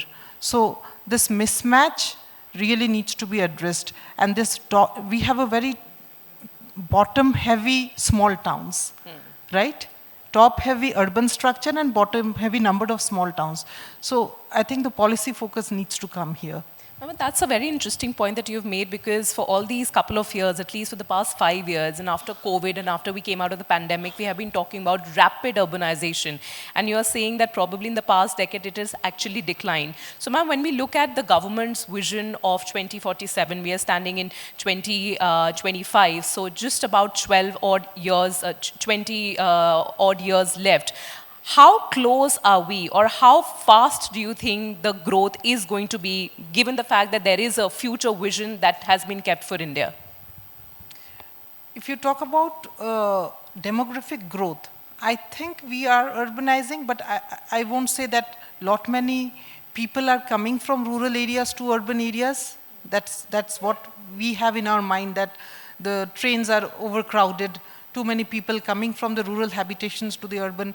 That's actually not happening. People do come, but on a very short-term basis, because the labor market in cities, they are unable to absorb the rural migrants. So for that to happen, health and education needs to come. because until and unless your rural manpower is empowered to be absorbed in the urban labor market, that cannot happen, right? So a person may come as a porter, but then you do not have jobs for porters anymore. You carry your own luggage in the airport, right? Even in the railway stations, very few people do take the help of a porter. So those jobs are almost declining. So if you want the urban impetus to happen, I think the employment sector needs to be revamped, and the rural sector, from where we get the workforce, there we need to provide adequate skilling, education, and health. Until and unless we have these strong pillars, we will not be able to really achieve the vision which our Prime Minister, Honorable Prime Minister is envisioning, and we are moving towards Viksit Bharat. I think many strategies have been adopted, but we really need to work on those. In fact, resources is something that you're talking about, ma'am. That takes me to my next question, which is specifically talking about the smart cities.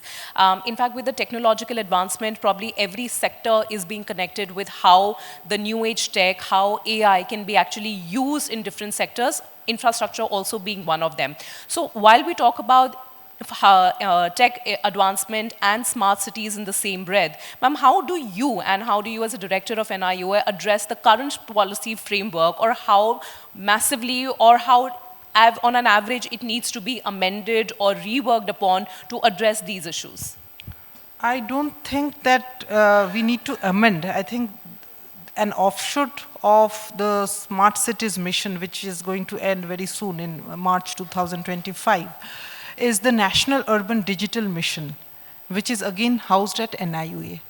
And through this, we are trying to reach to more than 4,900 statutory towns across the country, irrespective of the size class, and take citizen-centric governance to the last mile in terms of area, space, and also in terms of the person. So through the National Urban Digital Mission, there are currently 16 services which are being provided, and we often hear our Honorable Prime Minister talking about citizen-centric governance to happen. So I think when we talk about this, we really need to look at the ward level governance, and through National Urban Digital Mission, I think we can take governance not only to the ward level but also to the sub-ward level, right? And there are states which have really started working in this direction, but I won't say that all states are at the same level of maturity. We need all states to come up on this platform, and I think the future is quite bright on this. And we also have the Cities 2.0 program, where 18 cities, again it's an offshoot of the Smart Cities mission, we are working on circularity. Yes. Right? So 18 cities would be getting dedicated funding to improve on circularity, and also we are, through this mission, we are trying to look at building on a database or a climate observatory in various states at the state level.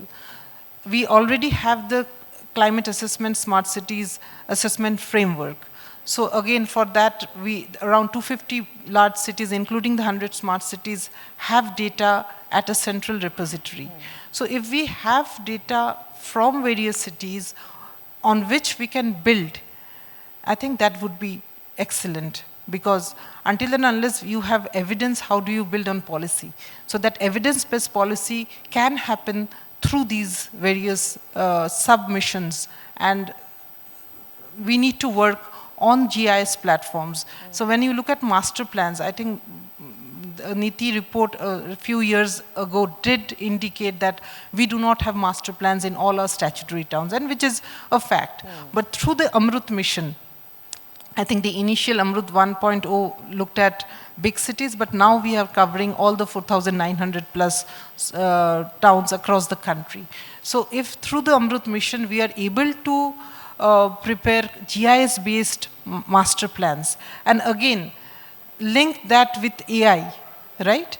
And we have the PM Gati Shakti data. So you have the layer-wise data and the property tax. through NUDM, we can also have access to the data at the ward level or sub-ward level with regard to property tax. Then you know exactly which are the wards within a city which need dedicated action, policy intervention. And things can happen in a very data-driven way. I think that's possible through AI and GIS. And that could happen because of the smart city. We have the ICCCs, you know, integrated command and control centers in various smart cities. So why not we use these ICCCs, expand their areas of coverage instead of being just specific to the municipal corporation boundary? Why not increase their coverage to the peri-urban areas and start working in the transitional areas so that the areas which get expanded because of urbanization do have adequate services, which is the need of the hour, be it housing, be it transportation, be it any service, or solid waste management for that purpose. So I think interconnectivity and linking the database through GIS and smart technologies is the need of the hour. In fact, ma'am, you also mentioned circularity, and I think currently all nations are trying very, very hard in achieving the goals, the SDG goals that have been set by the United Nations. So ma'am, if you could highlight any specific policy frameworks or any specific work that is being focused upon to ensure that India's larger vision of urban growth and infrastructure growth is aligned with the UN's goals that of course the Prime Minister keeps talking about, the central government has been talking about, and there's a lot of challenges for the state governments also to ensure that everyone aligns together, the policy, the central government, the state government, and of course, as you said, that there is a wide gap in the town planning currently. So there will be a lot of push in the coming few months at least for India to achieve the goals. Yeah, I think you have very correctly mentioned. And I will say that all the centrally sponsored missions, be it the Pradhan Mantri Awas Yojana or the Amrut or Smart Cities mission or the PMAY, they are all aligned to the SDGs, right? So it's not that the centrally sponsored missions or even at the state level, the missions do align, and every year we have to report on our achievements to the UN. So that is that. Through the Niti Aayog, we are doing that. And very importantly, the central government, our ministry, the Ministry of Housing and Urban Affairs, of late has constituted 5 working groups in order to strengthen the urban governance in the country and link with the SDGs. How well are we performing on those, and what are the data gaps, if any, and how do we need to firm up? So we have the working groups on administrative reforms, on political reforms, or looking at the transitional areas, which I mentioned a little while ago, as well as the parastatals. We talk about the 74th Constitutional Amendment Act about empowering our urban local bodies. But does our urban local bodies really have the wherewithal to perform? If not, what are the areas? If we do away with the parastatals, then what happens? So these are the areas, and also finally the capacity. So even if you pump in money to the urban local bodies, how many urban local bodies, if you just forget about the metropolitan cities, even if you pump money, do the non-metropolitan cities have the wherewithal to absorb the funding and invest in capital infrastructure, in green bonds? No. So we need to really improve upon the capacity of the urban local bodies, and at various levels of settlements, because we have, as I mentioned, more than 5,000 statutory towns, which are basically small. So their resource raising capacity is again very limited. So there we need to work. So which means, ma'am, that we can come up with policy, we can come up with regulations, but the key challenge, I think, probably not only in the infrastructure sector, but across sectors, specifically in India, is that of implementation. So do you think that could be a massive hurdle as we are growing in the infrastructure sector? Yes, because our cities are not geared towards investing in infrastructure, right? So until and unless we have the capacities built in our cities, I don't think we can move ahead. So it is important to have the state level agencies, like we have the KUIDFC in Karnataka or the TUFITCO in Tamil Nadu. I think these state level intermediaries do play a very great role in really bringing private capital and also in redirecting the public capital in a manner that there is equitable distribution of services and also for that investment. I think that's very important. And also the 15th Finance Commission talked about 450 million rupees in terms of shared services, investing in shared services. So through NUDM, we are trying to again work on in these lines. And also the state of Odisha, they have started involving the self-help groups called Jal Sathis in really promoting shared services. So I think by and by we really need to scale up on these interventions if we want to achieve Viksit Bharat by 2047, where we will be at least 50% urban, even by conservative estimates. There is no going back from urbanization. Cities will expand and are expanding, whatever you say. So if we are really going towards urban, then we need to strengthen our urban governance. And for that, I think urban finance and urban capacities and GIS-based master planning is very important.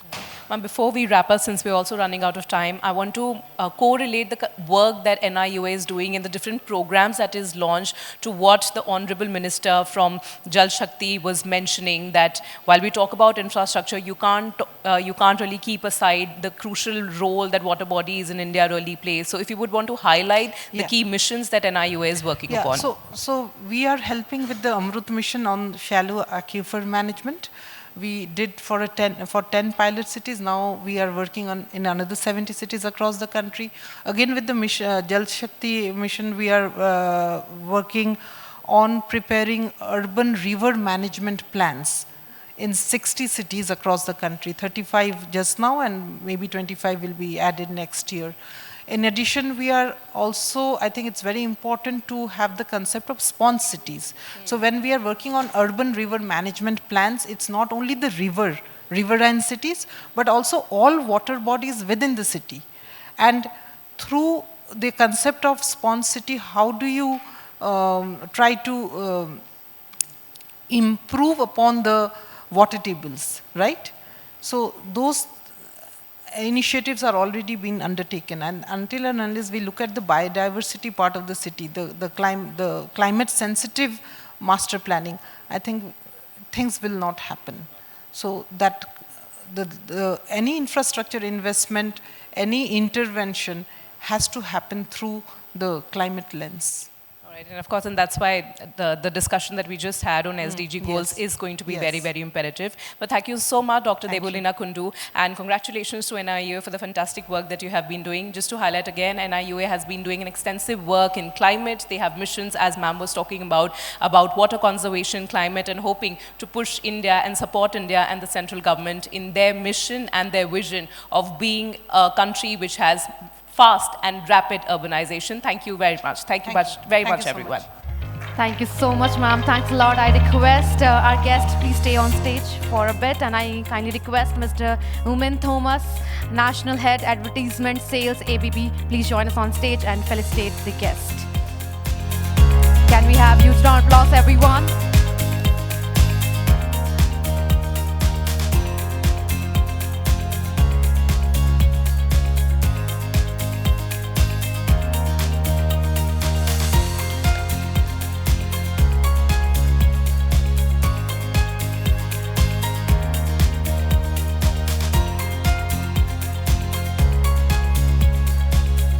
So now quickly move on to our next session, that is session 4, panel discussion.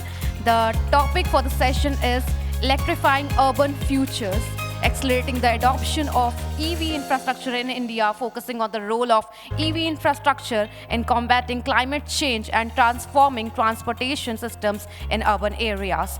And yes, everyone, it focuses on the growth of EV infrastructure in reducing urban carbon emissions and fighting climate change. By accelerating electric vehicle adoption, this transformation supports a sustainable and eco-friendly future for cities in India.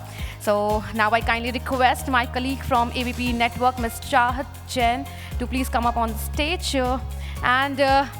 I kindly request Mr. Prem Prakash, CEO, Servotech EV Infra Private Limited, to please join us on stage. Mr. Prem Prakash leads the company in pioneering electric vehicle charging infrastructure and renewable energy solutions in India. His focus on innovation, sustainability, and efficiency is accelerating EV adoption and promoting a greener and a carbon-reduced future. Over to you, Chahat. Thank you so much, Ankita, for introducing our guest to us. And moving on to the session on EV, but sir, before starting the session, let's just see how many people over here actually drive an EV. And that is how we will get to know that is hesitancy still exists or doesn't. Yeah. How many of you is driving an EV? I can barely see 3 or 4 hands. So I think my first question to you would be, talking about eastern states, talking about north, west, south, like I would say the EV hesitancy adoption, the adoption of EV hesitancy is still there. Like, do you think it still matters? Because I can barely see 3 or 4 hands. Yeah. So thank you for inviting me, and very good afternoon to all of you. Yes, adoption of EV, is actually not picking up the way it should have done. I mean, if I have to cite an example of our neighboring country, I mean, not a right example, but Nepal last year has got 83%. I mean, out of total new vehicles registered in Nepal, 83% of those vehicles were EV, wherein in our case, it's less than 8%. That's right. But then coming back to your question, I mean, if I really compare the adoption, the kind of infrastructure available in India, in eastern part of the country, I think, west and north, especially the central zone, does better than eastern part.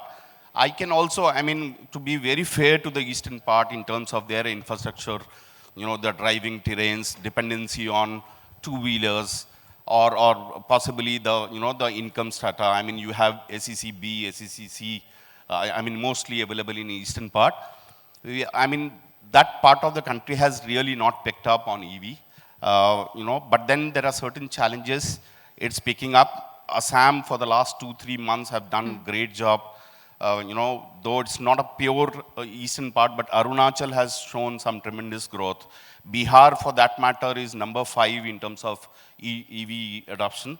So if we are able to provide a consistent grid capacity, if we are able to make people aware about how and what EV does for people at large, if we are able to really, bring down the cost of ownership of EVs, Right. when I talk about the income strata in eastern part, I think, Then we will probably see a change. Yes, yes. Moving ahead, I would say that, when you mentioned that, probably the northern states or the central states are doing much better. Again, that is the role of the private players. That is the role of the government in actually removing this hesitancy, in telling people, in making them aware. Because of course, the government and our country we have our own targets. We have our targets of like 30% the entire fleet should be electric vehicles. We have our net zero carbon targets by 2070. Then again, the onus is on us. Yes. Us as in private players, the media, and also the government, to make people aware how EV is not only actually more affordable for them, easier for them, comfortable for them, but also good for the planet and our nation.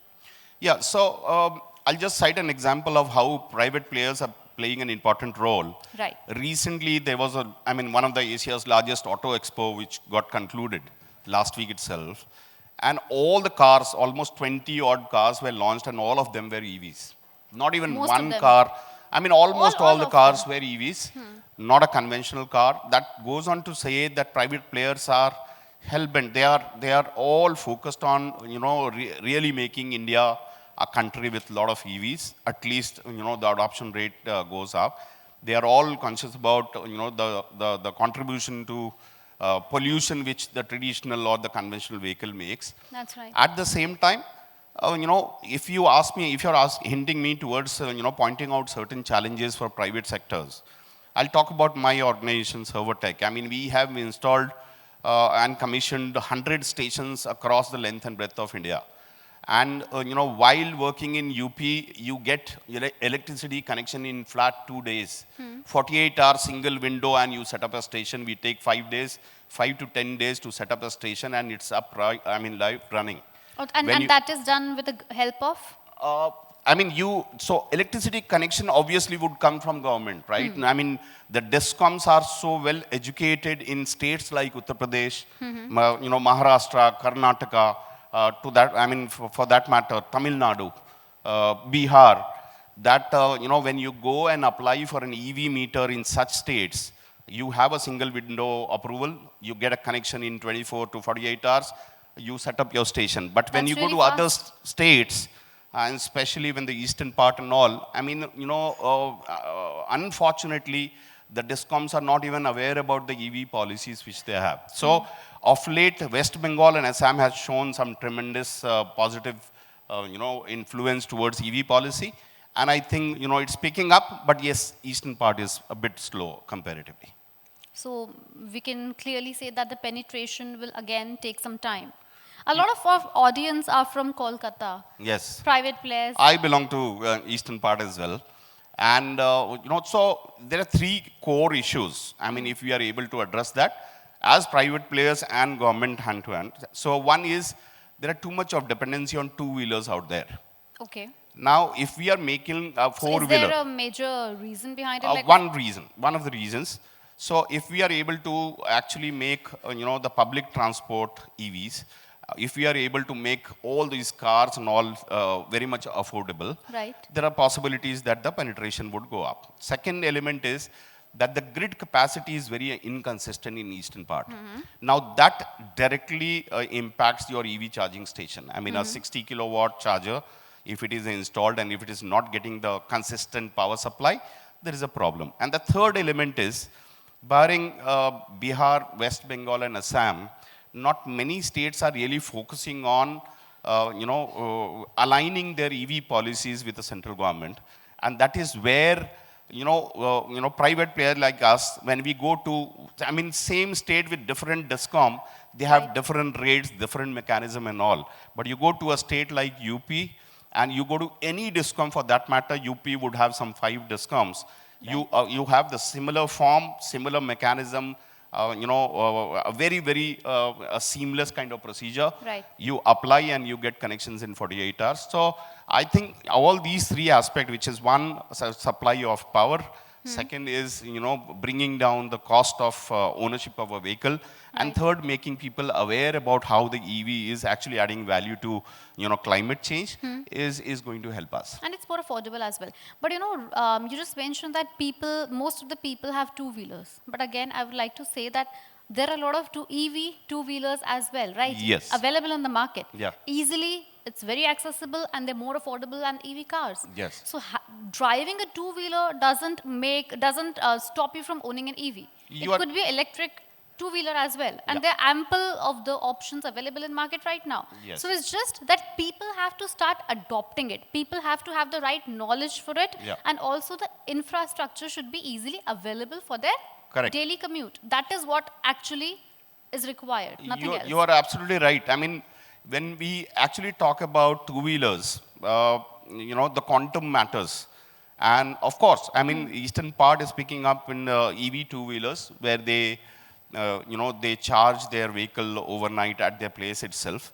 So, technically, if you say it's not an EV infrastructure, you are taking your, residential power point, wherein, the 15 ampere plug, you are charging your vehicle, but then that adds to the climate change. Right. That is a commendable thing which is happening in eastern part as well. Yeah, you are absolutely right, but when we really take, the holistic approach, the four-wheelers, the heavy vehicles, those loaders which are causing maximum pollution, Right. and hampering the climate. And when we talk about infrastructure, it should be available for any and every vehicle out there. And that is where we see a little bit of challenge in few of the states. I'm pretty sure that Servotech, as in you as a private player, would also be thinking of having your own projects in the eastern states. Do you have any, or are you planning to have any? And what are your targets for those states? Yeah, Like, do you so- have any specific strategy looking at the demography, topography, population? Yeah, so as an organization, we have already done more than 8,000 stations, 100 stations in this year. Pan-India? Pan-India, yes. And eastern part, we have done certain stations. We are setting up a station is directly aligned with the kind of vehicle getting registered in those areas. We have certain big projects coming up. We are in talks with various state governments in eastern part as well. It's there in pipeline. It's not been announced so far. Yes, there are certain projects which we are doing in eastern part of India. And if we really cross the border of eastern part of India very soon, we are going to announce a mega project in Nepal as well, since it comes with a lot of opportunity. So yes, we are actually thinking of penetrating deep into eastern part. Right. And few of the states would be like Bihar, Jharkhand, West Bengal, Orissa, Assam. This is what we are targeting to. I think it would be not correct if we do not mention, if we do not talk about India as a player in the global market when it comes to EV. So we also have to probably differentiate ourselves, our country, along with our neighboring countries. Like, where do we stand? So there are few examples, and I'm sure the audience You would just be knowing started about with it. one. Yes. So I'll give you a few examples. We as an organization, we have reduced our charger price. We are primarily into manufacturing of chargers and setting up a station. Our charger price in the last 2 years have dropped by 56%. And that has been possible only when we started, paying attention to having, indigenously built component. So That's it's right. our reliance on, imports for components to manufacture EV chargers have dropped, drastically. 76% of the components which we are using to our chargers to manufacture those chargers are India built. We also support Make in India concept of Honorable Prime Minister. So we are going to be the EV capital of the world. Nepal has been buying, electric vehicles from India for long. That's great. They have reduced the duties and taxes on buying EVs. Right. They have increased, taxes to 283% on conventional vehicles. And of course, the way we rule the world, IT world, we are going to rule the EV world as well. And, it's a myth that, one of our neighboring country produces the cheapest component for EVs. India has actually, has started catching up to that particular trend. Right. And we have started producing a lot of components from charger point of view or automobile point of view. And we are going to be the world's EV capital. Here I would like to actually ask people, as in the buyers or people who actually drive an EV or people who are thinking of, that what actually stops them from buying an EV? Because in my personal experience also, till the time I did not have it, I did not know much about it. So once I had it at my place, it was so easy to use, and plus it's so affordable. I think people must not be knowing it. Yeah. So anyone in the audience who's probably thinking of buying an EV, but some second thoughts are coming in the mind, you have an expert over here. They can actually answer your question for you. Can we have a question from the audience? Anyone has a question already? Hi, good afternoon. My question is, there are two aspects to buying an EV. That's number one, the initial cost, and number two is the availability of a charging point. I travel quite often from Delhi to Moradabad, and I don't see any charging point in between, and that's about a distance of about 200 kilometers. So unless you have the infrastructure for, electric vehicle to be charged on the way, that's where, the constraint is. So what plans do you have for having an infrastructure all around? And how do you reduce the cost? Because if you compare the cost of an EV as compared to an ICE engine, it's, I think, nearly 1.7 times or 1.8 times. So initially, if you're taking that much of a cost, so where does the economics work out? Yeah. So it's a fantastic question. Generally we face such question from all our prospective customers and respondents to various initiative which we have taken. If you take a 10 years horizon, even today when owning an EV is very costly fare, your overall cost of operation comes to 1 rupee per kilometer if you own an EV.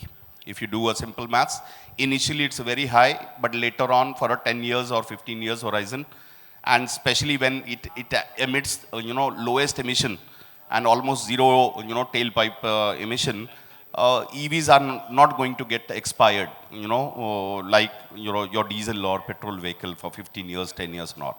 So one aspect is if you are looking at long-term horizon, EV gives you 1 rupee per kilometer kind of cost of operation. Now, coming back to your point, and you are absolutely right, sir, having infrastructure at various places is very important, but that beats the range anxiety which a customer would have or a prospective customer would have. Trust me, in the last 6-8 months, and I'm representing my organization, we have more than 100 stations installed, 8,000 small stations installed, across the length and breadth of India. And how Government of India is helping us is Niti Aayog has earmarked various prominent highways and state highways. And if you talk about any highway or state highway, even within 30 kilometers radius, you should be finding a particular EV charging station.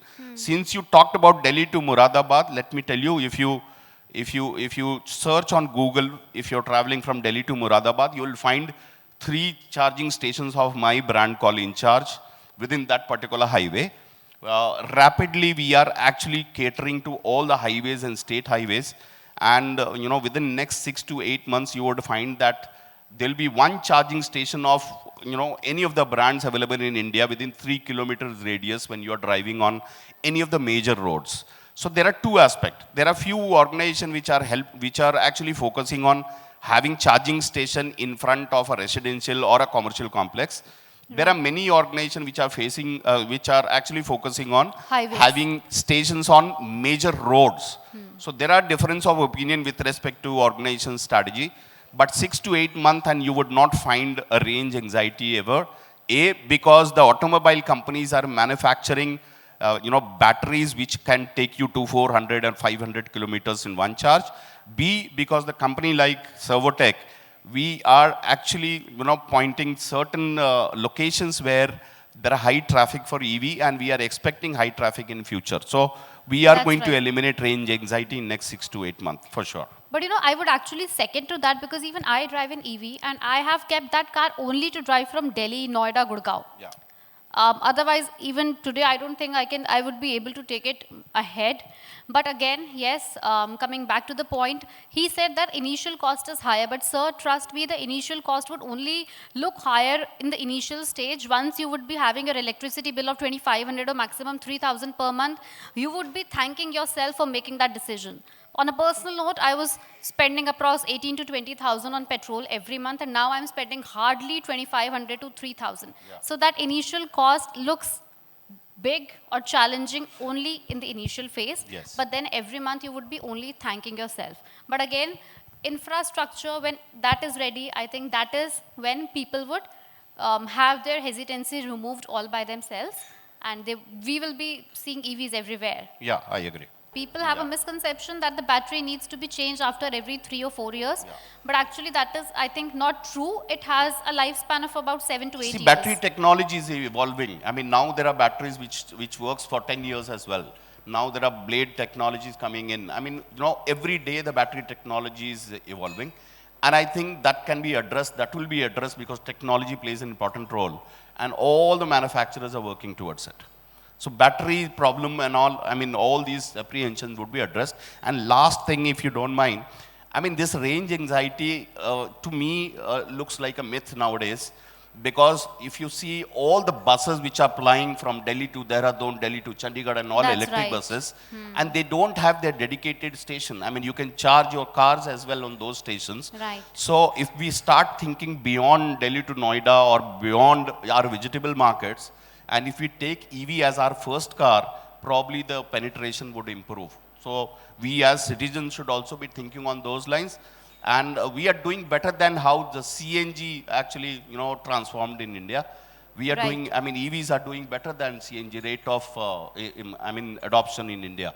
Right. So I think we should look beyond those anxieties. 500 kilometers में कम से कम 50 EV stations मिलेंगे, आप किसी भी road पे चले जाइए, if we talk about the urban infrastructure. So even as I'm talking today, you would find some 10 to 15 charging stations if you travel 500 kilometers from Delhi, anywhere from Delhi. I mean, you would find in the dense forest of Sariska, you would find 10 stations of various brands. So EV stations are there. We have to look beyond, what we think is not available. I've just got a brilliant business idea, but I'm not going to share it in public. Whosoever wants to have it, just meet me outside at the coffee. Yeah. Well, thank you so much, sir, and over to you, Ankita. Thank you so Thank much. you very so much. much. Thank you. Thank you. I kindly request, sir, please stay for a bit. And may I now request Mr. Samrit Bhattacharya, National Sales Director, ABP Network, to felicitate our guest. Can we have big round of applause, everyone?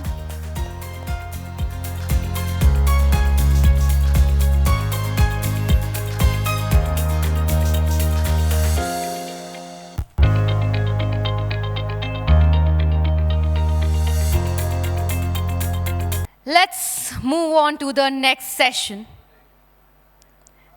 The topic for this session is building the future of India's road infrastructure vision for 2030 and recognizing excellence in the infrastructure sector of East India. The session will highlight plans for modernizing transportation systems, improving connectivity, and fostering inclusive development through smarter, more sustainable infrastructure solutions. Key emphasis will be on enhancing access to rural and urban areas, boosting logistics, and driving economic progress through world-class road infrastructure.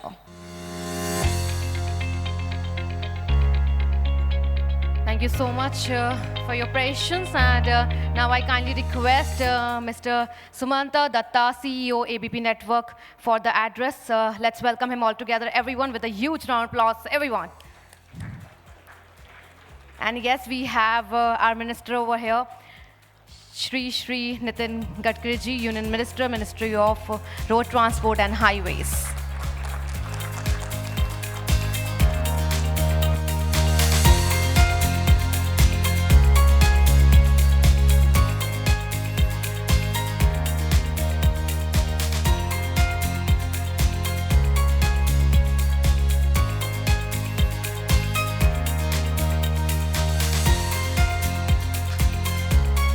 Good afternoon and welcome to the ABP Live India Infrastructure Conclave.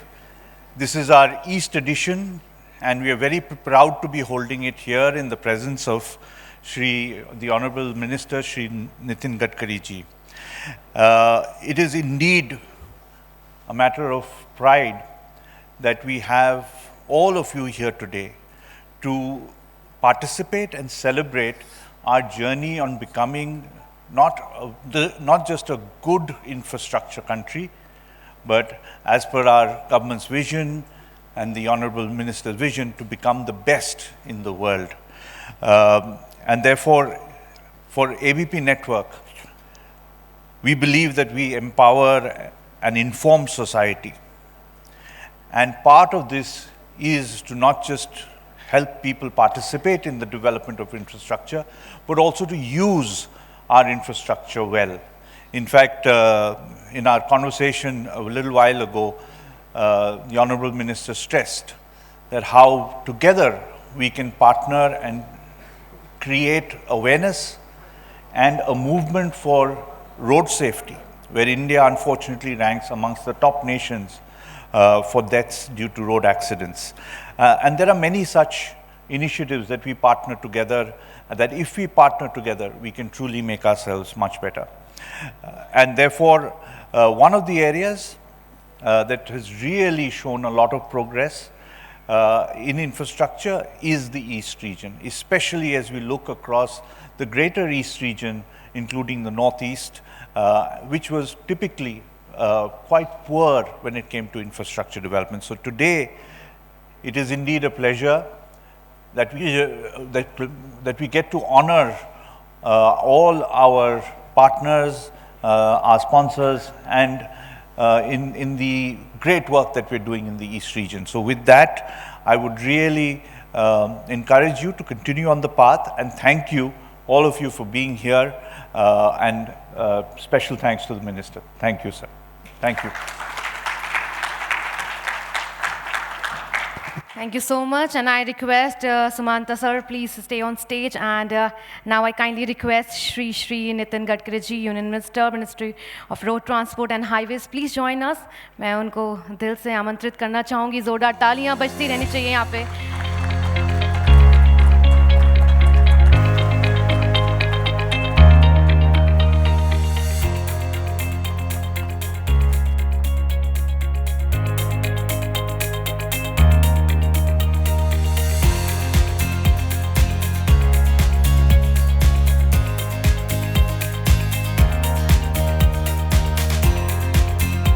Shandar, once again, put your hands together and huge round of applause.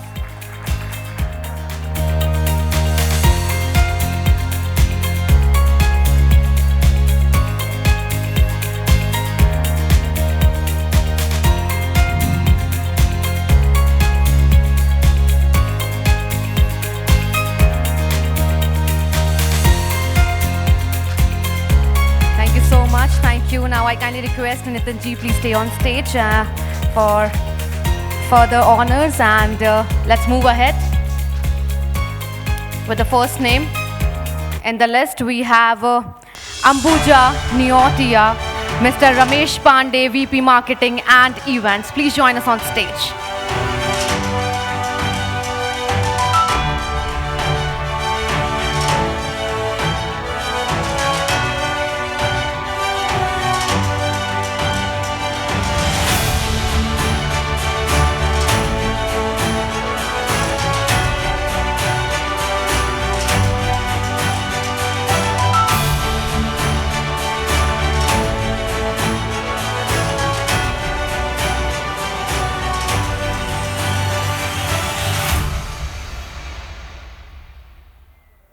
Huge round of applause, everyone. Thank you so much. Next we have Bridge and Roof, Shri Rajesh Kumar Singh, Chairman and Managing Director. Huge round of applause, everyone. Thank you so much. Next name we have Eden Reality, Sachinanand Rai, Chairman, and Elegant Steel, Mr. Ankit Mittal, Vice President. Please join us on stage together. Come on.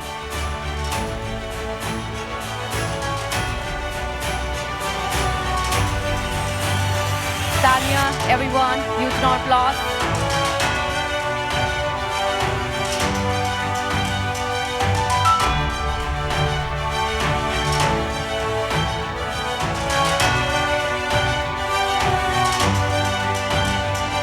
Thank you so much.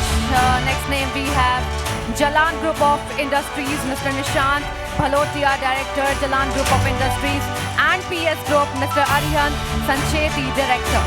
Please join us.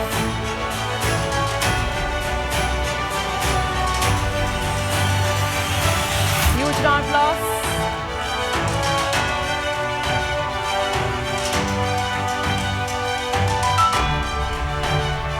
Thank you so much. And the next name we have Rashmi Group, Mr. Sanjeev Patwari, and Rajwara Group, Mr. Praveen Agrawal, Director, Rajwara Group.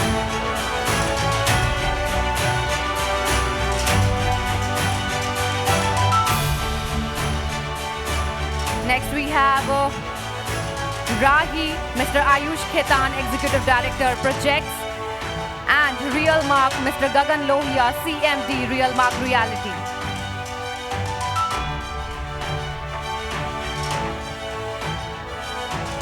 Huge round of applause, everyone.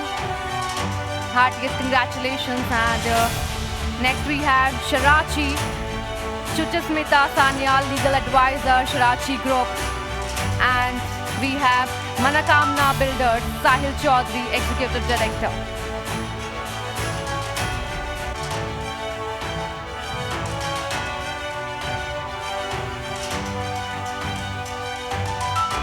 Big round of applause, everyone.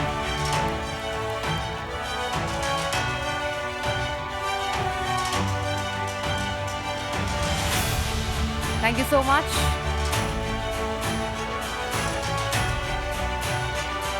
Next name we have Shri Balaji, Manapal, founder Shri Balaji, Narula Infrastructure Private Limited, Sardar Aman Jot Singh, Director JIS Group.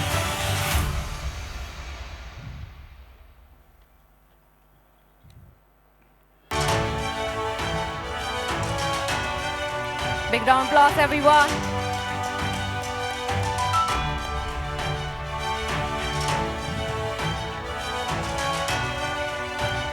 Thank you so much. Thank you. Now I kindly request Dibang from ABP Network to kindly join us for the fireside chat. नमस्कार, मैं हूं Dibang. India infra conclave में आपका स्वागत है। मेरे साथ बेहद ख़ास मेहमान, इस कॉन्क्लेव के सबसे बड़े मेहमान नितिन गडकरी। आप सड़क परिवहन और हाईवेज़ के मंत्री हैं। एक बहुत ख़ास बात जो आपकी है वो ये है कि आप लगातार 2014 से एक ही मंत्रालय देख रहे हैं। मेरे ख्याल से इस बात पर आप लोगों को ताली ज़रूर बजानी चाहिए, जो ये दर्शाता है कि ये जो मंत्रालय में काम करते हैं वो सरकार को नहीं बल्कि लोगों को भी बहुत पसंद आता है। तीन बड़ी सीख गडकरी जी आपको क्या मिली इस मंत्रालय में पिछले?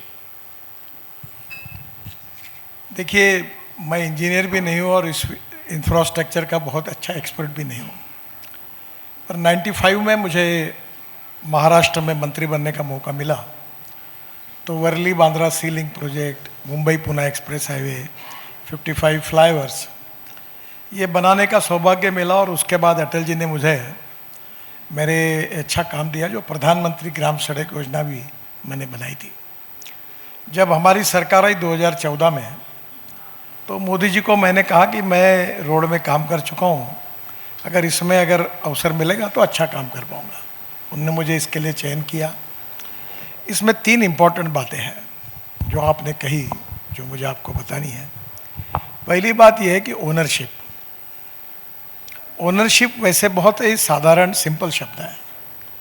मैं अपने डिपार्टमेंट के प्रति, मैं अपने खुद का घर का काम है ऐसा समझकर मैंने काम करने की कोशिश की कि मैं देश के लिए एसेट बना रहा हूँ, जनता के लिए बना रहा हूँ, और भारत की जनता इसकी मालिक है और उसके लिए अच्छा काम करना ये मेरा जिम्मेदारी और कर्तव्य है। तो पहली बात तो ओनरशिप। दूसरी इम्पोर्टेंट चीज़ जो थी वो स्पीड। मैं अक्सर ये कहता था कि fast track decision making process, team work, transparency and time bound decision making process. तो ये चारों बातों के आधार पर जब काम करने की मैंने कोशिश की तो 7 वर्ल्ड रिकॉर्ड हुए, और काम तो देखते ही आप करोड़ों रुपए के काम हुए। पर ये मेरा अकेले का श्रेय नहीं है। मेरे साथ ज्ञात अज्ञात इंजीनियर्स, कॉन्ट्रैक्टर्स, कंसल्टेंट्स, इन्होंने रात दिन मेहनत की, और इस टीम का प्रमुख होने के नाते हम सब ने जो कुछ काम किया उसका ये श्रेय है। तो एक टीम वर्क, ये उसका इम्पोर्टेंट था। और एक आखिरी में जो बात मैं बताता हूँ, जो मैं पॉलिटिक्स में बिलीव करता हूँ, कि human relationship is the biggest strength of politics, business and everything. मैंने कभी नाटकीय संबंध, आर्टिफिशियल संबंध रखे नहीं। मैं अपने साथ काम करने वाले इंजीनियर्स के साथ भी मैंने बहुत ही सामान्य रूप से अच्छे संबंध रखे। कोई भी मेरे पास आ सकता है। और मेरे जीवन में ये मेरा सौभाग्य रहा कि अटल बिहारी वाजपेयी और जॉर्ज फर्नांडिस, इन दोनों के काफ़ी नज़दीक से मुझे काम करने का मौका मिला। दोनों को मैं अपना आइकॉन मानता हूँ। और जॉर्ज फर्नांडिस जी के से ये सीखा हूँ कि कभी प्रोटोकॉल ये न होते हुए, respect should not be demanded, it should be commanded. तो human relationship with everybody, that is prove to be a basic strength, उसका मुझे फ़ायदा हुआ। अब आप कह रहे हैं कि आप समझते हैं कि बिल्कुल आपकी इसकी ओनरशिप है। कभी कभी वो ओनरशिप लगता है गडकरी जी थोड़ा ज़्यादा भी हो जाती है। आप लोगों को बहुत बुरी तरह से डांट भी देते हैं, फटकार भी देते हैं, और मतलब ज़्यादा ही फटकार देते हैं गडकरी जी। देखिए, मैं किसी को ना, कोई मेरा दुश्मन नहीं, ना मैं किसी का विरोधी हूँ। मैं 50 लाख करोड़ के काम अभी तक कर चुका हूँ, कोई एक लाइन करप्शन की छपी नहीं, ई टेंडर से काम देता हूँ। एक बात की दिक्कत जरूर है कि ये जो एसेट्स है वो आपके हैं, ये पैसा जनता का है, और उसके बाद अगर काम की क्वालिटी खराब होती है और आपको अगर रोड पर गड्ढा मिलता है तो आप नाराज होकर तुरंत ब्रेकिंग न्यूज़ बताते ना कि देखो ये नया रोड बना और गड्ढे पड़ गए। तो ये जो लोगों की प्रति जिम्मेदारी, इससे ये कॉन्ट्रैक्टर को भी अच्छी बातों से भी सुन लेते हैं, और कुछ लोगों को जब गोली से काम नहीं होता तो इंजेक्शन देना पड़ता है तो वो देता है, तो मैं संकोच नहीं करता। बहुत सी बातें आपके सामने बता नहीं सकता मैं क्या बोलता हूँ, पर अगर गड़बड़ की तो मैं बिल्कुल बोलता हूँ, छोड़ता नहीं। आप तो इतना नहीं, एक दोनों तो मेरे से मार खाते खाते रह गए, बच गए क्योंकि मेरे को इतनी नाराज़ी होती कि मेरा देश का एसेट ये रोड कैसे बिगड़ा, ये मुझे दुख होता है, तब वो रिएक्शन होती है। मुझे किसी से झगड़ा करना है, किसी को अपमानित करना है, किसी के प्रति मेरे में, अभी मैंने बहुत ब्लैक लिस्टेड किया लोगों को। अब मैं नई पॉलिसी ला रहा हूँ कि कुछ भी गलती हुई 6 महीने के लिए टेंडर नहीं भरेंगे, 1 साल के लिए नहीं भरेंगे। मैं ठोकने वाला हूँ सबको, क्योंकि फुकट में काम करते हैं क्या, पैसे लेते, काम क्यों नहीं ठीक होता। तो ये बात जो है वो जनता के हित में है। पर गडकरी जी, आपकी निगरानी के बावजूद, मैं जान रहा हूँ कि आप मुझे डरा रहे थे कहने की मैं मारते मारते बचा, तो मैं कोशिश कर रहा हूँ कि आपकी निगरानी के बावजूद बहुत सारी शिकायतें आती हैं रोड क्वालिटी को लेकर। आप अगर सोशल मीडिया पे देखें तो बड़ा हल्ला होता है इस बात का, लोग तस्वीरें लगा देते हैं, ये अभी बनी, ये है साहब, ये ऐसी सड़क है, क्या है, पूरी उखड़ गई। देखिए आपकी बात सही है, और हर जगह सड़क में कुछ खराबी है इसका मतलब कॉन्ट्रैक्टर जिम्मेदार, ऐसा नहीं है। कभी कभी सड़क बनाते समय बहुत, ये जो डांबर है बिटुमिन रोड, तो ब्लैक कॉटन सॉइल में जहाँ बिटुमिन रोड बनते हैं तो पानी जब इतना आता है तो उखड़ जाते हैं। अभी हिमाचल प्रदेश में और उत्तराखंड में बादल फटे, हम नहीं कुछ कर सके। अभी हमारी टनल कोलैप्स हो गई। अभी आप जियोलॉजी में डिटेल में जाओगे तो हिमालय, हमारे यहाँ महाराष्ट्र में डेक्कन है, जो पत्थर है, पूरा पर्वत पहाड़ है, वो पत्थर है काला, और हिमालय जाओगे तो मिट्टी है और सफ़ेद ये स्टोन है। तो ये बहुत कठिन है काम करना ये टेरिन में, तो एक्सीडेंट्स होते। देखो, if the mistakes are bona fide, forgive them, if the mistakes are mala fide, उनको सज़ा देनी चाहिए, और जो काम करेगा उसके हाथ से गलती होती है।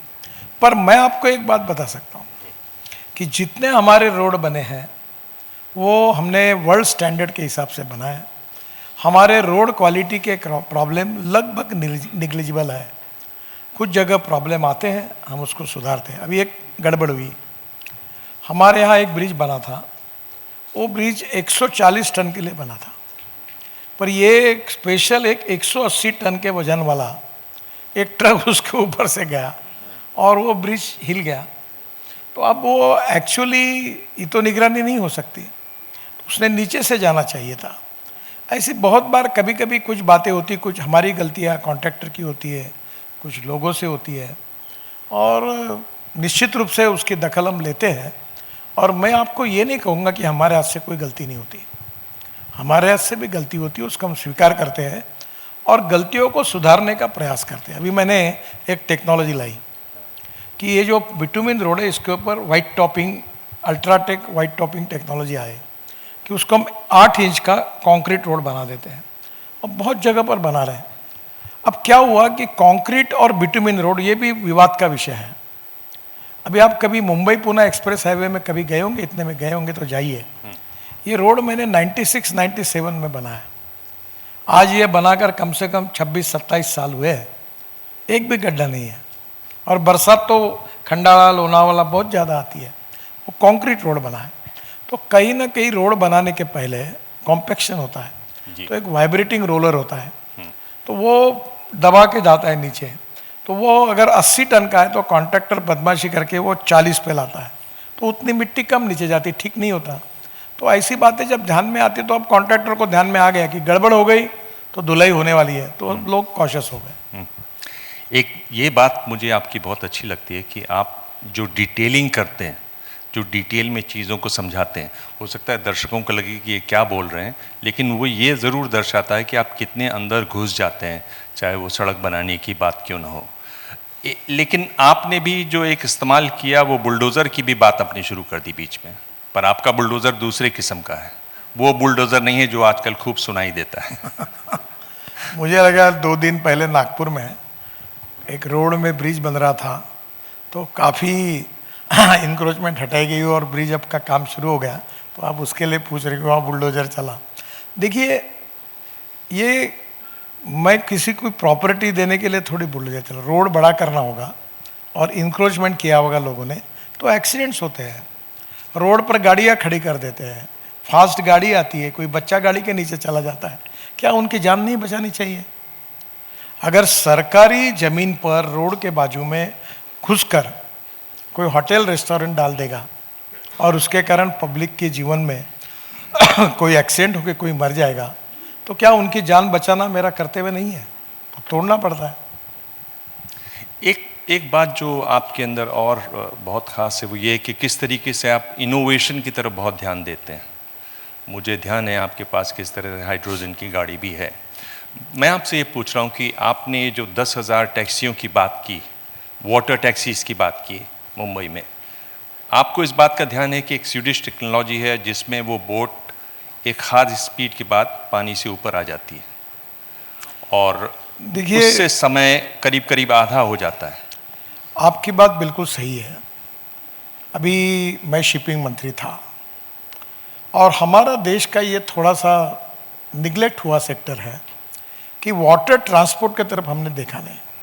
आप नॉर्थ ईस्ट के, इसलिए आपको बताना चाहता हूँ कि ब्रह्मपुत्रा में 9 जगह पर मैंने ये जो दोनों नदियों के बीच में किनार ये रोड पे ऊपर हमने जहाज चलाते हैं, रो और रोड पैक्स ऐसे। उसमें क्या होता है, बसेस, ट्रक, कार और ऊपर में लोग बैठते हैं, इस किनारे से उस किनारे जाते, तो 100 किलोमीटर बच जाते हैं। ऐसे 9 जगह हमने शुरू की है। कोचिन शिपयार्ड हमारी फ्लैगशिप कंपनी है और अभी हमने काफ़ी उसमें चेंजेस किए हैं।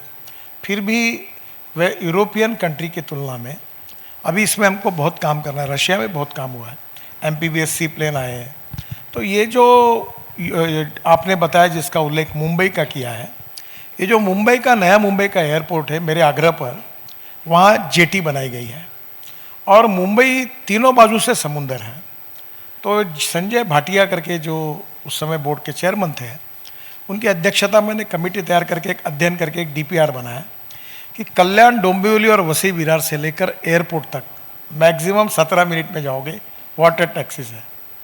और ऐसी 10,000 टैक्सी की ज़रूरत है। अब इंटरनेशनल एयरपोर्ट शुरू होगा और वो टैक्सी जो है वो BPT से, गेटवे ऑफ इंडिया से लेकर पूरे मुंबई के समुद्र किनारे से लोग रोड के बजाय तुरंत एयरपोर्ट पे जाएंगे। आपने कभी इटली में गए होंगे, वेनिस में, तो वेनिस में आप होटल से उतरकर नाव में बैठकर एयरपोर्ट जाते हैं। उसी टाइप की कल्पना थी। वो रिपोर्ट तैयार है, अभी देवेंद्र जी को मैंने कहा है कि आप इसको इम्प्लीमेंट करिए, स्टेट गवर्नमेंट को करना है। एक चीज़ और ख़ास है आपकी कि आप जो बात होती है साफ बोल देते हैं। आपने कहा कि देश में जो इंफ्रास्ट्रक्चर का काम चल रहा है उसमें जो एक बड़ी समस्या है वो सीमेंट और स्टील इंडस्ट्री की सांठ-गांठ है। कार्टेलाइज कर दिया उन्होंने पूरे मामले को, प्राइसेस तय करते हैं वो लोग। देखिए, ये तो दुनिया का नियम है, डिमांड एंड सप्लाई के आधार पर रेट तय होते हैं और इसलिए जब तेजी और मंदी आती है, और स्वाभाविक रूप से मैंने जब कंक्रीट रोड, मैं 40% स्टील और सीमेंट हमारा NHI कंज्यूम करता है। हाँ। तो जब हमने कहा कि हम कंक्रीट रोड बनाएंगे तो सीमेंट के रेट बढ़ गए। अब सीमेंट में 35% फ्लैश डाली जाती है, फ्लैश फुकट में मिलती है लगभग, तो कहीं ना कहीं फिर इसका फायदा होता है। पर इसका उपाय क्या, मैं आपको बताता हूँ। उनको दोष देने के बजाय अल्टरनेटिव मटेरियल को तैयार करो। अभी हमने एक बहुत अच्छा निर्णय किया है, आपने ये देखा होगा, बाम्बू के क्रैश बैरियर हमने बनाए 80 किलोमीटर। अब 10% क्रैश बैरियर हम बाम्बू नेचुरल के रूप में उपयोग में लाएंगे। एक फाइबर रीइंफोर्स पॉलीमर FRP, मेरे पास ग्लास फाइबर स्टील है और वो स्टील इतना अच्छा है कि 100 किलो लोहे के बजाय उसका 40 किलो है। स्ट्रेंथ में अच्छा है, रस्टिंग होता नहीं। जहाँ समुंदर होता है वहाँ हमारे स्टील का रस्टिंग होता है। तो अभी मुंबई में 4 दिन पहले बहुत बड़ी कॉन्फ्रेंस हुई, तो अब ये FRP पे काफ़ी काम हो रहा है। बाद में सीमेंट में हमने वाइट टॉपिंग चालू किया टेक्नोलॉजी को, फिर रिसाइकल्ड एस्फॉल्ट पेमेंट किया, सॉइल स्टेबलाइजर लाए, पॉलीमर मॉडिफाइड बिटुमिन लाए। और आप सबसे खुशी की बात, मैं थोड़ा सा एग्रीकल्चर, रूरल, ग्रामीण क्षेत्र की ज़्यादा सोचता हूँ। अभी हमने सेंट्रल रिसर्च ऑर्गेनाइजेशन के सहयोग से ये जो परली है जो जलती है, जिसके कारण दिल्ली में प्रदूषण होता है, उससे 1 लाख लीटर इथेनॉल तैयार होकर पानीपत में प्रोजेक्ट है और 150 टन बायो बिटुमिन तैयार होता है और 78,000 टन एविएशन फ्यूल, हवाई ईंधन तैयार होने वाला है। अब इसमें क्या हुआ कि 400 प्रोजेक्ट पंजाब, हरियाणा और पश्चिमी उत्तर प्रदेश इधर देश में आ रहे हैं कि 5 टन ऑफ परली 1 टन ऑफ बायो CNG देता है। तो ये बायो CNG पर ट्रक, बसेस, स्कूटर तो चलेगी, पर इसमें 35% लिग्नेंट निकलता है और ये लिग्नेंट को हमने बिटुमेन में डालकर और जो यूज टायर है उनका रबर निकाल के 15% हमने एक जबलपुर नागपुर रोड पर 1 किलोमीटर रोड बनाया सेंट्रल रिसर्च और ऑर्गेनाइजेशन के मार्गदर्शन में। उसकी टेस्टिंग हुई और रिपोर्ट ये आया कि जो बिटुमिन का एग्जिस्टिंग रोड है उससे 50% ज़्यादा अच्छा है। अब देखो देश में 90 लाख टन बिटुमिन लगता है, 50 लाख टन इंपोर्ट होता है। हाँ, 50 लाख टन हमारी रिफाइनरी की कैपेसिटी है और करीब 50 लाख टन इंपोर्ट करते हैं। अगर ये राइस हस स्ट्रॉस है, अगर ये बायो बिटुमिन अगर डालना शुरू हो जाएगा, तो मैंने ऑयल कंपनी की और पेट्रोलियम मंत्री जी की मीटिंग बुलाई है और ये तो किसानों को फायदा होगा। परली को अभी 2,500 रुपये टन भाव हो गया जो फुकट में जला रहे थे और इससे इंपोर्ट बचेगा। तो ये ऐसी बहुत सी इनोवेशंस हमने की, रोड में की, ब्रिज टेक्नोलॉजी में की, टनल में की।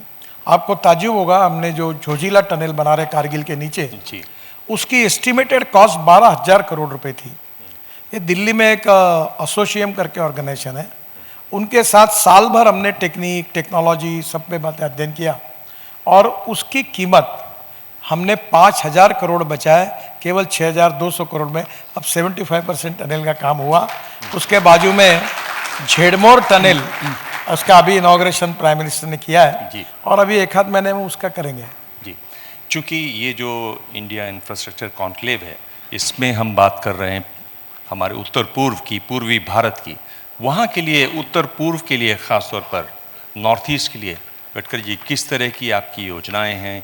ये बहुत दुर्गम इलाका है, बहुत दूर है, लेकिन बहुत सुंदर भी है और बहुत ज़रूरी भी है। देखिए, हमने NHIDCL की स्थापना की है जो केवल नॉर्थ ईस्ट के लिए और पर्वतीय प्रदेशों के लिए, उत्तराखंड, हिमाचल, कश्मीर और उत्तराखंड के लिए है। मैं केवल आपको 5-7 प्रोजेक्ट गिनाता हूं जो हम शुरू कर रहे हैं अभी। ऐसे 3 लाख करोड़ के काम हम नॉर्थ ईस्ट में कर रहे हैं। गुवाहाटी रिंग रोड आधा हुआ है, नए रोड के लिए 6,000 करोड़ हमने मंजूर किया है। फिर Numaligarh twin tube tunnel Brahmaputra के अंदर 12,000 करोड़ की हमारे प्रोसेस में है।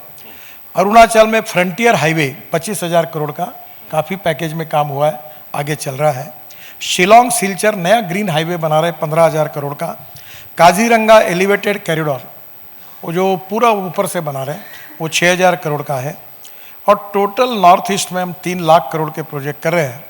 इसके अलावा कलकत्ता वाराणसी ग्रीनफील्ड एक्सप्रेसवे 30,000 करोड़ का, खड़गपुर टू मोरेग्राम ये 10,500 करोड़ का हाई स्पीड कॉरिडोर, और पटना टू पूर्णा 12,000 करोड़ का। तो ये काफ़ी लंबी लिस्ट है। तो बंगाल में 1.5 लाख करोड़। और मैं आपको बताता हूँ, आप थोड़ा माइन्यूटली भी करिए, नहीं तो ब्रेकिंग न्यूज लगा देना। अगले 2 साल में मैं एंड में आपको बताऊंगा कि नॉर्थ ईस्ट में 3 लाख करोड़ में से मैक्सिमम काम पूरे हुए हैं और बाकी काम प्रोसेस में है। और नॉर्थ ईस्ट की पूरी शक्ल बदल जाएगी। अभी टूरिज्म बढ़ा है, अभी कश्मीर का 2 गुना बढ़ा, उत्तराखंड का 3 गुना बड़ा रोड बनने के कारण, वैसे नॉर्थ ईस्ट का टूरिज्म 3 गुना बढ़ेगा।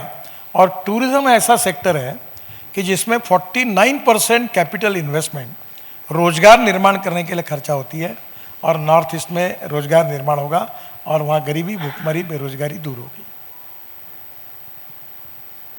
गडकरी जी, नॉर्थ ईस्ट की आप बात कर रहे हैं, नॉर्थ ईस्ट से हूँ मैं, और अगर मैं नॉर्थ ईस्ट की बात करूँ तो एक ऐसे राज्य की बात न करूँ जहाँ इतनी अच्छी संस्कृति है, जहाँ इतना फाइन बुना हुआ कपड़ा लोग पहनते हैं, जहाँ इतना अच्छा खान पान है, इतना अलग है उत्तर भारत के मुकाबले, जहाँ नृत्य है जिसकी दुनिया भर में चर्चा होती है, राधा और कृष्ण की उसमें कहानियाँ हैं।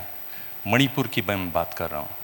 मणिपुर में जो हालत है उसको लेकर आपको परेशानी नहीं होती? आपको कभी ऐसा नहीं लगता कि यहाँ से लोगों को जाके उनसे बात करना चाहिए? मैं जा रहा हूँ कि ये बहुत ज़्यादा सीधे जुड़ता नहीं है आज के टॉपिक से, पर फिर भी एक महत्वपूर्ण राज्य है उत्तर भारत का, उत्तर पूर्व भारत का। निश्चित रूप से ये बहुत संवेदनशील भी विषय है और मणिपुर में शांति प्रस्तावित होनी चाहिए, इसके लिए भारत सरकार की ओर से पूरी कोशिश भी की जा रही है।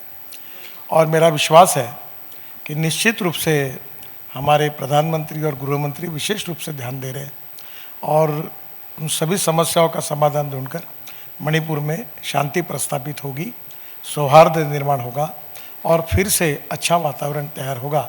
यही हमारा प्रयास है और निश्चित रूप से होगा, ऐसा मुझे लगता है।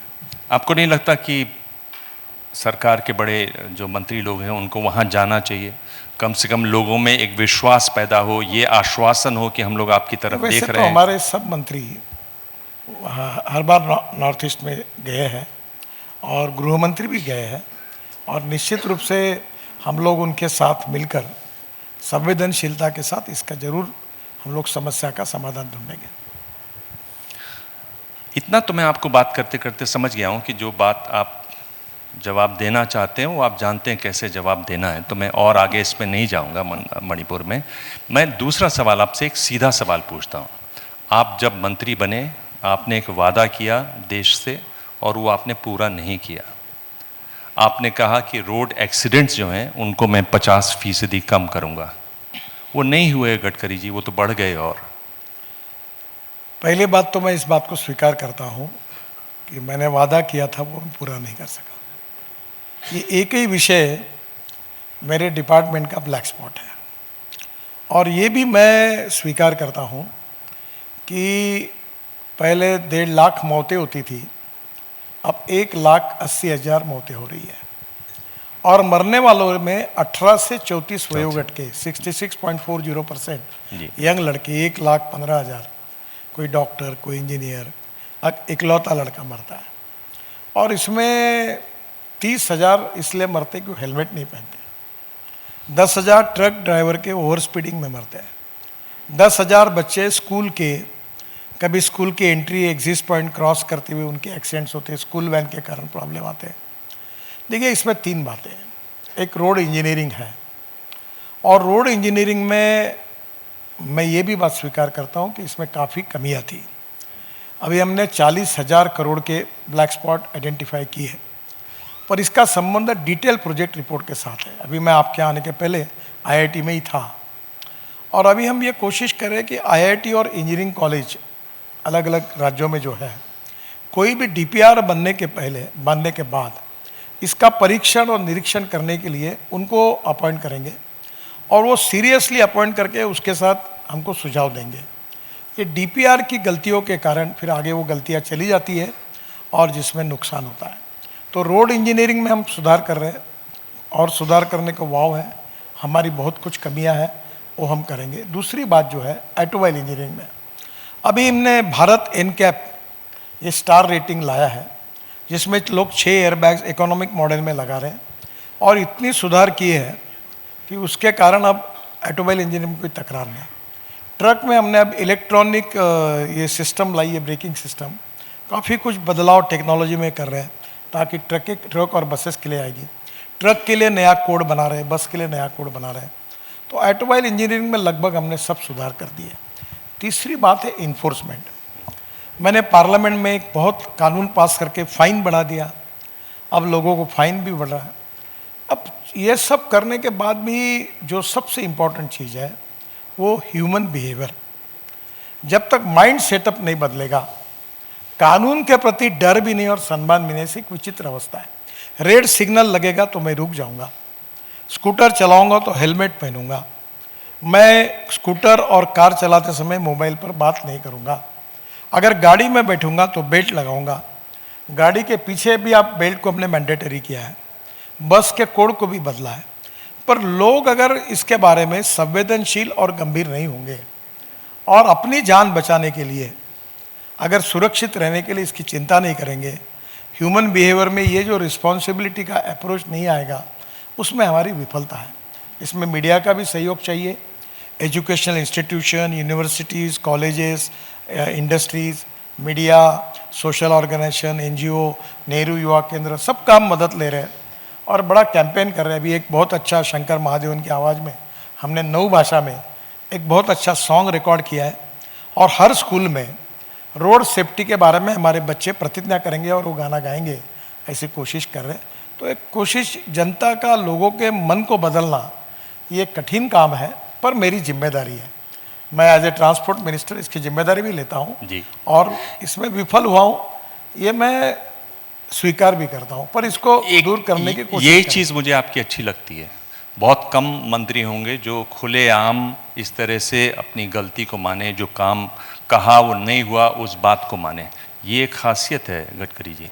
और मैं ये कह रहा हूँ कि अगर आप वर्ल्ड बैंक की रिपोर्ट देखें तो आंकड़ा बताता है कि दुनिया की केवल 1% गाड़ियाँ भारत में हैं, जबकि दुनिया में होने वाले 11% एक्सीडेंट भारत में होते हैं। आप देखें दिल्ली में सबसे ज़्यादा, शहरों की बात करें, सबसे ज़्यादा मौत दिल्ली में होती हैं, 1400 मौतें। उत्तर प्रदेश में 24,000 मौतें। क्या कोई ख़ास वजह है कि इन 2 क्षेत्रों में ऐसा होता है? यहाँ लोग ज़्यादा लापरवाह हैं, क्या मतलब है? देखिए, मैं आपको एक बात बताता हूँ। आसाम की सरकार ने 50% एक्सीडेंट कम किया। मैं एक काम करूँगा कि आपको एक डिटेल रिपोर्ट दूंगा। मैं इसको पॉलिटिकलाइज नहीं करना चाहता, किसकी सरकार है, कौन कर रहा है, क्या नहीं कर रहा है, पर इसके बारे में सीरियसनेस और अवेयरनेस बढ़े। और मैं खुद मुख्यमंत्री योगी जी से उनके घर पर मीटिंग हुई, तब मैंने आग्रह से कहा और उन्होंने भी सबको सूचनाएं दी कि भाई ये बात कैसे कम हो, वो भी गंभीर है। और इसलिए हर राज्यों में आप इसमें कार्यक्रम करिए और उन राज्यों के मुख्यमंत्री और मंत्रियों को, ब्यूरोक्रेट्स को पूछिए कि आप, इतना बढ़ रहा है, इतने लोग मर रहे हैं, इसमें आपने क्या काम किया, क्या करना चाहते हो। मैं सही में आपका सहयोग चाहता हूँ और मेरे भी डिपार्टमेंट में गलती होगी तो एक्सपोज करिए। देखो, मेरा एक्सीडेंट हुआ है, मेरा पैर 4 जगह टूटा है, 2 साल मैं क्या हालत में था मुझे पता है। मैं कल्पना कर सकता हूँ कि जिनके घर में, उनके परिवार में जिसकी मृत्यु हो जाती है, जिसके हाथ पैर टूट जाते हैं, उनके ऊपर क्या हालत होती है। 3% जीडीपी का नुकसान है, पर पैसा गया हुआ मिला सकते हैं, पर जान जाती वो नहीं ला सकते। तो आप इसके ऊपर जरूर कार्यक्रम करिए, मैं पूरा स्टैटिस्टिक आपको दूंगा और उन मंत्रियों को, सेक्रेटरियों को, सबको पूछे। मैंने हर एमपी की अध्यक्षता में, हमारे यहाँ मराठी में एक्सीडेंट को अपघात कहते हैं, एक्सीडेंट निवारण समिति, और कोई स्टेट हाईवे पर। दूसरी बात आपको मैं बताना चाहता हूँ कि जो पहले कोई जान बचाता था एक्सीडेंट में जाकर, तो पुलिस उसको हरास करते थे, ऐसी तकरार करते थे। सुप्रीम कोर्ट का निर्णय आया, अब हमने निर्णय किया है कि जो तुरंत किसी की जान बचा के एक्सीडेंट होगा उसको लेके हॉस्पिटल पहुंचाएगा, तो उसको 5,000 रुपये अवार्ड था, वो हमने 25,000 किया है। बाद में कैशलेस ट्रीटमेंट हमने चालू कर दिया है कि कोई भी एक्सीडेंट होगा उसको डॉक्टर उसकी ट्रीटमेंट करें। मैक्सिमम 7 दिन का खर्चा 1.5 लाख रुपए तक हम उसको तुरंत वेबसाइट में, हमारे इसमें उसको पैसा हॉस्पिटल को मिलेगा। तीसरा, इंश्योरेंस के पैसे के उसको थोड़ा समय लगेगा, पर मुझे लगता है, मैं आप सबके मार्फत आह्वान करता हूँ, ये बहुत संवेदनशील मुद्दा, आपकी मदद चाहिए। अगर हम लोगों ने एक्सीडेंट हुए लोगों को तुरंत रुककर अपने गाड़ी में रखकर अगर हॉस्पिटल पहुंचाया, तो हम देश के 50,000 लोगों की जान बचा सकते हैं। मैं नया एम्बुलेंस कोड तैयार कर रहा हूँ अभी, एम्स के डॉक्टर्स उसमें लिए हैं, और ये जो बस और कार की होती है उसको कटिंग करने के टूल्स भी उसमें रख रहे हैं। मुझे लगता है इसमें बहुत कुछ करने लायक है। हमने कुछ हेलीपैड बनाया अभी एक्सप्रेस हाईवे पे, जो हमें रोड साइड एमिनिटीज़ है उसमें। हम, मुझे लगता है कि समाज का सहयोग और विशेष रूप से social organisation, media, NGO, educational institutions, जैसे नेहरू युवा केंद्र की भी मीटिंग होने वाली है, हम सब लोग अगर लोगों को जगाएंगे कि नहीं, हम रूल्स ऑफ रोड जो है उसका पालन करेंगे। और अगर मैं आपको रिक्वेस्ट करता हूँ, जो लोग रेड लाइट होने के बाद वायलेट करते, उसका फोटो निकाल के आप छपाई दिखाइए टीवी पर, ये वायलेशन किया हुआ है, अखबार वाले छापिए। जो कहीं ना कहीं मोबाइल पे बात कर रहा है, स्कूटर और उसके फोटो छापिए, ताकि लोगों को ये समझे कि ये मैं करने से समाज मेरे प्रति मेरी दखल ले रहा है, ये अच्छी बात नहीं है। कहीं ना कहीं ये किए बिना ये ह्यूमन नेचर जो है, बिहेवियर, ये नहीं बदलेगा, तब तक ये सफलता नहीं मिल पाएगी। गडकरी जी, सड़क से उतरकर अब दिल्ली में आए। आइए। दिल्ली में तो चुनाव है, आपने कोई आंकलन किया? और ख़ास तौर पर ये जो एक होड़ सी लग गई है पार्टियों में कि भाई मुफ्त का कुछ भी दे दो और वोट ले लो, क्या ये राजनीति आगे भी रहने वाली है? क्या ये मजबूत होने वाली है? देखो, politics is a game of compromises, compulsions, limitations and contradictions. अच्छा। हाँ, मैं तो कन्विक्शन ओरिएंटेड पॉलिटिशियन हूँ, फिर भी मैं मानने करता हूँ कि बहुत चीज़ें मन में पड़ती है, नहीं पड़ती है तो भी कॉम्प्रोमाइज़ करना पड़ता है। और ये स्वाभाविक रूप से आर्थिक दृष्टि से हम देश को डेवलप करें, इंफ्रास्ट्रक्चर को डेवलप करें, खेती के लिए पानी दें, रोजगार की निर्मित करें, 24 घंटे बिजली दे, पानी दे, और ट्रेड बिजनेस बढ़ाए, एक्सपोर्ट को बढ़ाए, ग्रोथ रेट को बढ़ाए, एग्रीकल्चर ग्रोथ रेट को बढ़ाए, और डोमेस्टिक हैप्पी ह्यूमन इंडेक्स जो सुखांक है उसको मेंटेन करें। पर ये जो इडली बांटना, ढकाना बांटना, ये बांटना, ये लॉन्ग टर्म पर ये शॉर्टकट है। और एक फिलोसोफर ने कहा है कि शॉर्टकट कट यू शॉर्ट। पर राजनीति की अपनी एक तकाजा होता है, एक मर्यादा होती है, एक ने किया तो दूसरे को करना पड़ता है, ये मजबूरी में होते जाता है। पर लॉन्ग टर्म पर जब तक समाज इसके बारे में सोचेगा नहीं, और वो ये नहीं सोचेगा कि लॉन्ग टर्म जो पॉलिसी है जो समाज के हित में, देश के हित में, उसको हम सपोर्ट करेंगे, वो संवेदनशील जागरूक मतदार जब बनेगा तो ये सब बातें बंद हो जाएगी। समय तो मेरा खत्म हो चुका है। आखिरी सवाल मैं आपसे पूछ रहा हूँ। मैं जानता हूँ कि आपको खाने का बहुत शौक है, आप खाना खाते ही नहीं, आप खाना खिलाते भी हैं, पर पिछले दिनों तो आप फिल्म देखते हुए पाए गए। आपने फिल्म देखी एक हाल ही के दिनों में। अगर मैं आपको रिवाइंड करूं, ब्लैक एंड वाइट दौर में ले जाऊं, या तब आप जब स्कूल में थे, कॉलेज में थे, किस तरह की फिल्में देखते थे? फाइटिंग के पिक्चर देखता था। अच्छा। ये भी एक एक्टर है, उनके पिताजी थे शेट्टी करके, फाइटिंग के ये थे, वो काम भी करते थे पिक्चर में। तो मैं अमिताभ बच्चन को मैंने अभी कल परसों भी उनके साथ था, तो मुझे जंजीर मैंने 3 बार देखा था, दीवार 3 बार देखा था, पर आनंद भी मैं 7 बार देखा था। अच्छा। हाँ, पर जंजीर और दीवार में जो होता है ना, वो जो अब वो जो था वो था, वो को डायलॉग आते, जली को आग कहते, बुझी को राख कहते, तो फाइटिंग होती थी। हम 3rd क्लास में देखकर पिक्चर देखते थे और नाटक गैलरी में देख के देखते थे। और कभी कभी 1 रुपया 5 पैसे का 3rd क्लास का टिकट मिलता था। एक शशि कपूर का पिक्चर आया था, आदमी और इंसान। तो मुझे याद है, मैं और मेरे मित्र यहाँ से कम 20 फुट जमीन पर हमारे पैर नहीं थे, वो खिड़की था, वो वैसे गए थे। वो बड़े सुखद दिन थे, और मैं स्टूडेंट लीडर था तब। स्वाभाविक रूप से उतने बड़े ये तो मैं जानता हूँ कि आपने गाना सिर्फ एक बार गाया और वो बहुत ज़्यादा वायरल हो गया, तब से आपने गाना छोड़ दिया, हालांकि आप अच्छा गाते हैं। लेकिन फिल्म का कोई डायलॉग है ऐसा जो आपको याद हो, जो आप अभी हमें सुना सकें?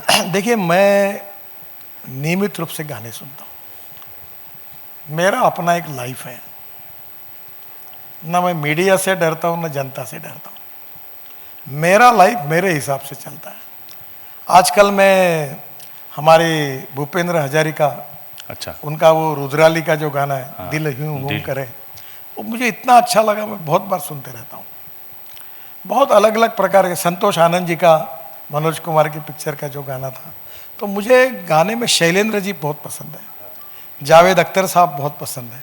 अभी आपको ये जो ये पिक्चर था ना, मैं नाम भूल रहा हूँ, ये भारत पाकिस्तान के ऊपर था, अपने प्रीति जिंटा जिसमें थी, नहीं स्वदेश तो मेरे को अच्छा, वो वीर ज़रा, हाँ। तो मैं वो प्रीति जिंटा को भी बताया मैंने, और उसके गीत मुझे पसंद है, मुझे गज़ल्स पसंद है, ऐसे कोई रिजर्वेशन नहीं है। मैं शास्त्रीय संगीत भी सुनता हूँ, मराठी संगीत भी सुनता हूँ। देखो, मैं गाने सुनता हूँ, कभी कभी ड्रामा सुनता हूँ। आपको मैं कल्चरल इवेंट करता हूँ, उसमें 13 दिन, हर दिन 50,000 लोग आते हैं, देश के सब कलाकार आके गए। अभी स्पोर्ट्स इवेंट चल रही मेरी, हमारे मराठी में खासदार बोलते हैं, 80,000 खिलाड़ी खेल रहे हैं। फिर अभी एक तो मैं ये सोशल वर्क में और इसमें बड़े बड़े प्रोग्राम करते रहता हूँ, आनंद लेता हूँ। गडकरी जी डायलॉग आप सुनाएंगे कि नहीं? अभी नहीं सुनाऊंगा, क्योंकि मैं डायलॉग सुनाने के बाद आपके पास वो नहीं रहेगा, तुरंत पूरे देश में सब चैनल पे चला जाता है। एक बार गलती की, हाँ एक जरूर सुनाऊंगा। हाँ। कार्यक्रम समाप्त होने के बाद जब चाय पियेंगे। अच्छा। गडकरी जी बहुत बहुत धन्यवाद, आपने इतना समय दिया। नितिन गडकरी, आप देख रहे हैं इनका विशिष्ट अंदाज है, जो सवाल के जवाब नहीं देने होते हैं साफ कह देते हैं कि नहीं देने हैं, और जिन सवालों के जवाब नहीं देते हैं, नहीं देने हैं, उनको भी ऐसे जवाब देते हैं कि साफ हो जाता है कि इनको जवाब नहीं देने हैं। ये इनकी खासियत है। बहुत बहुत धन्यवाद। इसी को तो पॉलिटिक्स कहते हैं। Thank you so much Nitin वो जी। एक गाना था ना, जब भी जी चाहे तो नई दुनिया बसा लेते हैं लोग, एक चेहरे पे कई चेहरे लगा लेते हैं लोग। वैसी राजनीति है। नहीं नहीं। Thank you so much, thank you Nitin ji and Devang ji. जोड़ा तालियां हो जाएं। Now moving on to the next session. The discussion will highlight how steel plays a key role in realizing future-ready infrastructure, enabling growth and shaping smart cities for tomorrow. I would like to request over here Miss Aditi from ABP Network. Kindly join me on stage, and I would like to welcome Mr. Ankit Mittal, Vice President, Elegant Steel, to please come up on stage. Can we have huge round of applause? Mr. Ankit Mittal leads the company in innovation and sustainability within India's steel industry.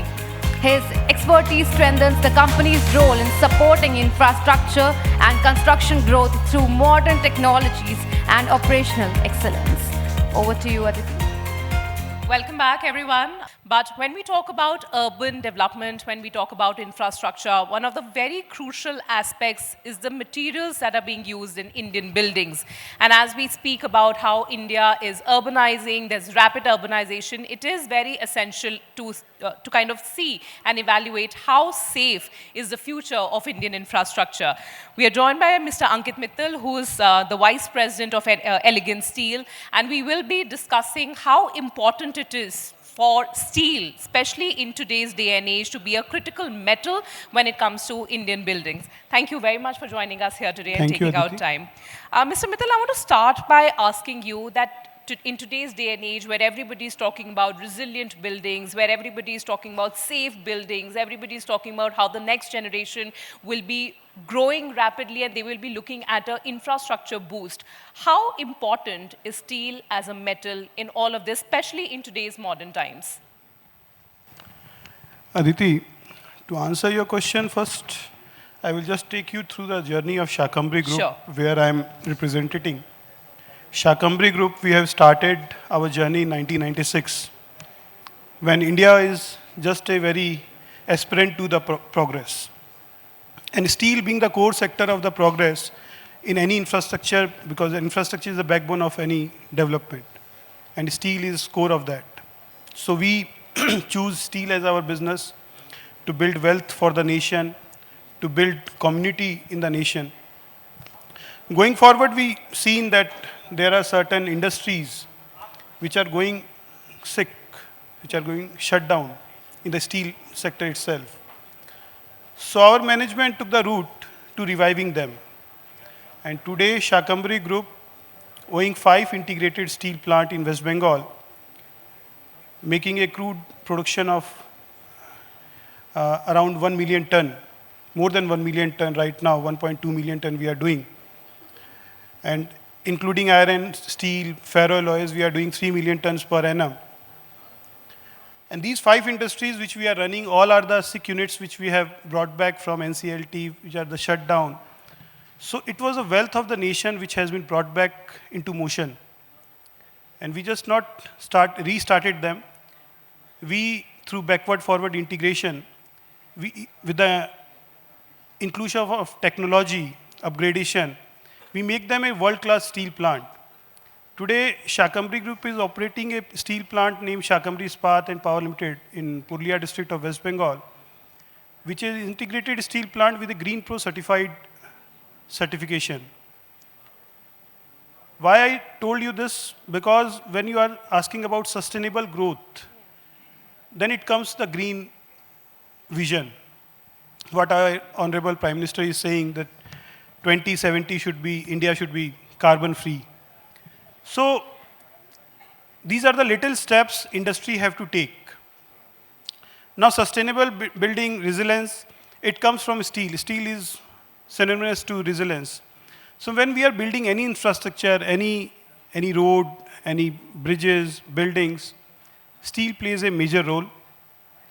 And without steel, you can't assume these kind of structure. Going forward, now the challenges are how to give a quality steel to our infrastructure which make those structures more sustainable. So this quality steel comes from quality producers like us. What we are doing steel from the zero. We are optimizing the natural resources like iron ore, coal. If I take you again into some technical details, earlier what we used to do, we used to extract iron ore from the, and those iron ore were used around 60%, 70%, 30 to 40% iron ore was the waste, which is a big loss. So now the technology has developed, we had adopted that technology, and we are among the very few manufacturers in the country who are using iron fines, the waste iron ore, to convert into wealth. So we are taking that iron ore fines and converting into fines and then producing high quality steel using them.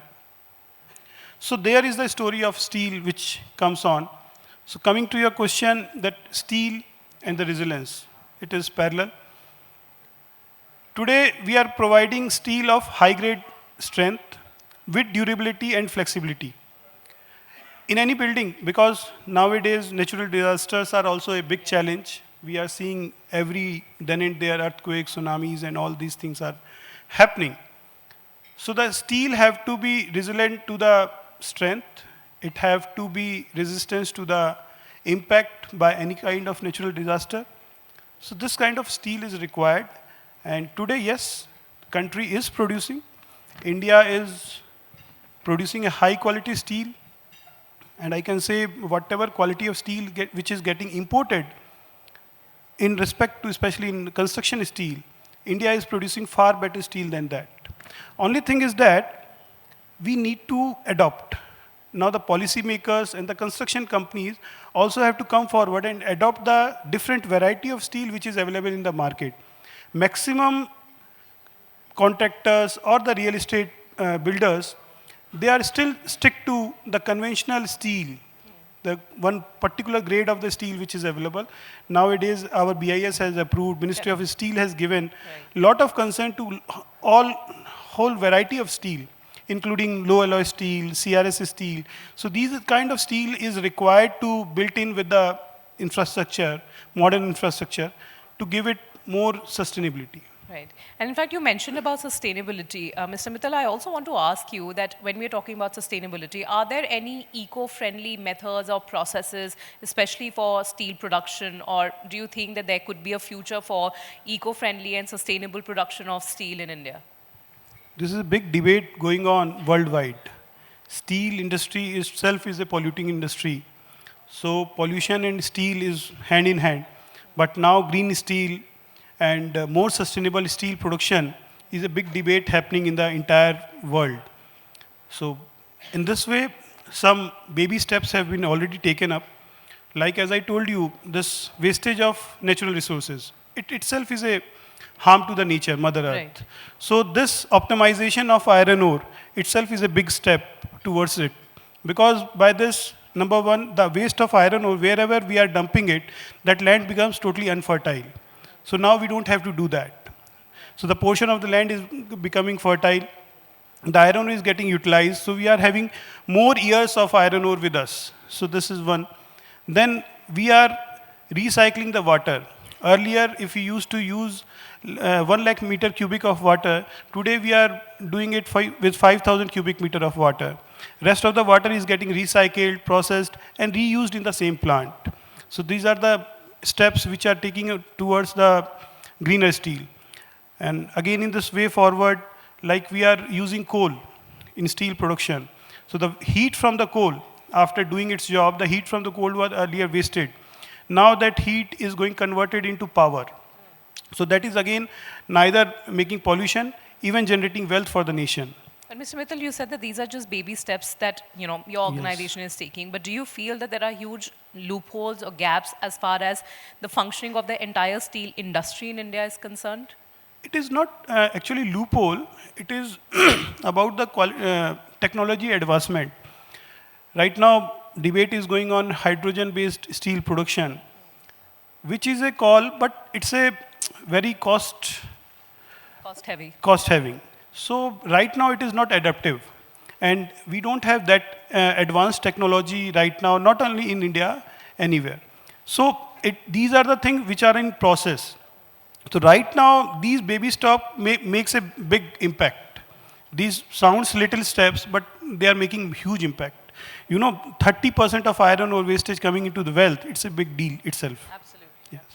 In fact, you also spoke about technological advancements, and this is what we literally have been discussing with many of our guests here, that with the technological advancement, what really has been the impact on the steel industry? Is there any specific programs, any specific methods that you would want to highlight as to how advanced tech and technology and AI, etc., or any possible advanced technology is being used by your organization in this entire process of steel production? AI is still about to come in steel manufacturing as of now. But yes, automation have taken its role into steel manufacturing. Earlier, the manpower or the human involvement is more or less avoided. So if we start the chain, if we start the production from the beginning, from the iron ore, so each and everything is auto-aligned. It is totally PLC controlled.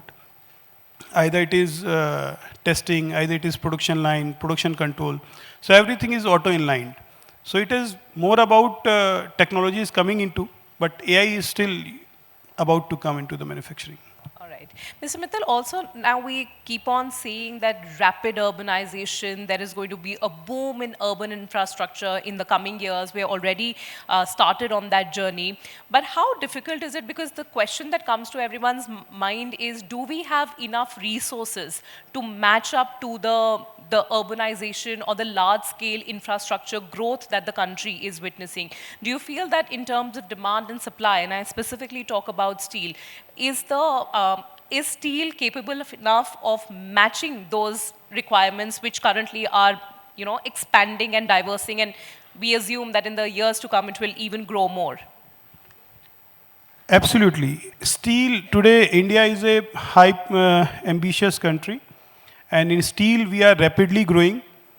If I give you example, 2013-14 per capita steel consumption of the country was less than 60 kgs. It was around 58, 59 kgs.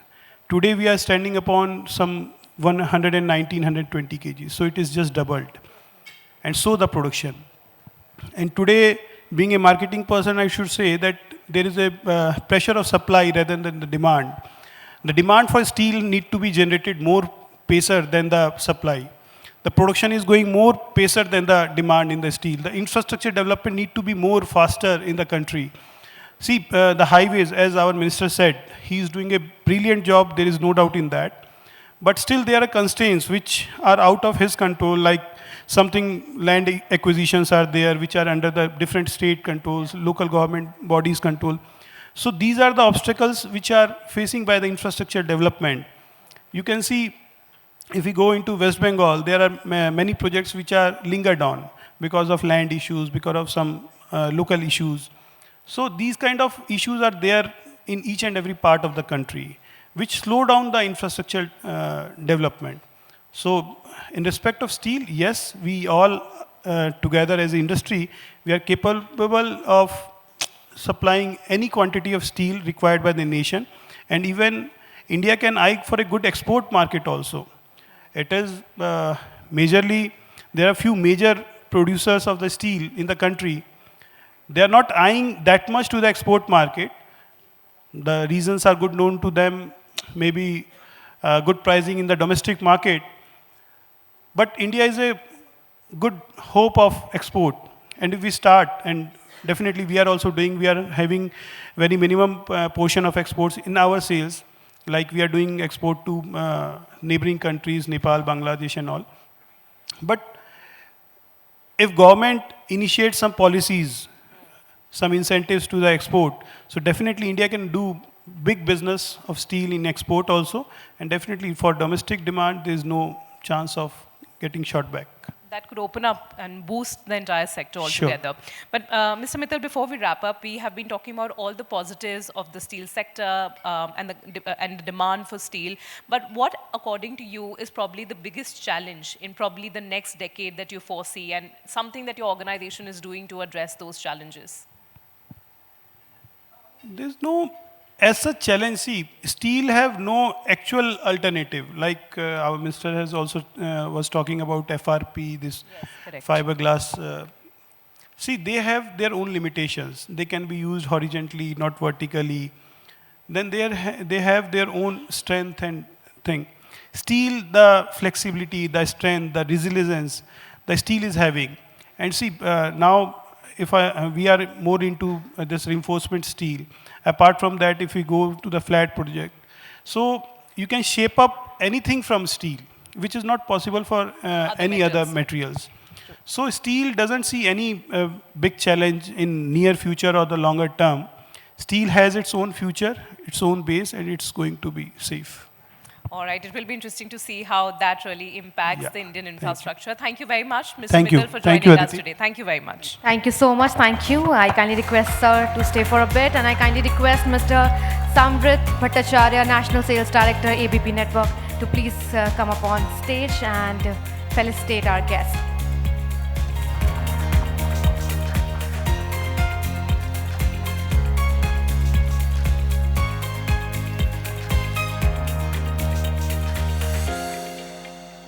Now quickly on to our next session, and the topic is transforming Eastern India's railways, innovations in track technology and infrastructure.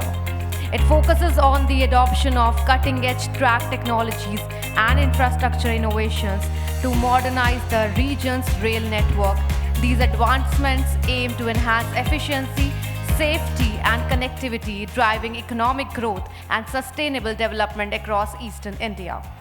For this session, I kindly request Ms. Chahat Jain from ABP Network to please join us on stage. And I kindly request Mr. Ayush Khaitan, Executive Director, Rahi Group. Can we have a huge round of applause for him, everyone? Mr. Ayush Khaitan has played a key role in major railway and metro infrastructure projects, including the Kolkata Metro's Phase 2 and 3 ballistic track work. His leadership and focus on innovation have strengthened India's transportation infrastructure, enhancing urban mobility and regional connectivity. Over to you. Thank you. Thank you so much, Ankita, for introducing our esteemed guest.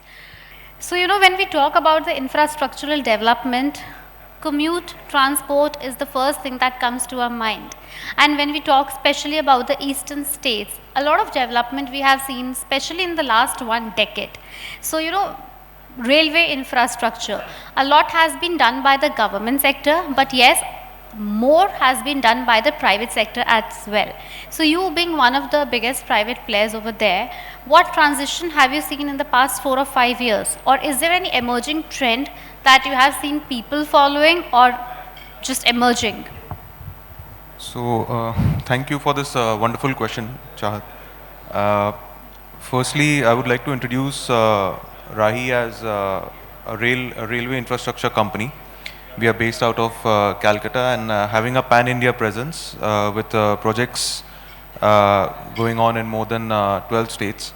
Till now, we have completed more than 100 major bridges across India, and we are able to complete track linking for more than 250 kilometers for the Indian Railways and the metros.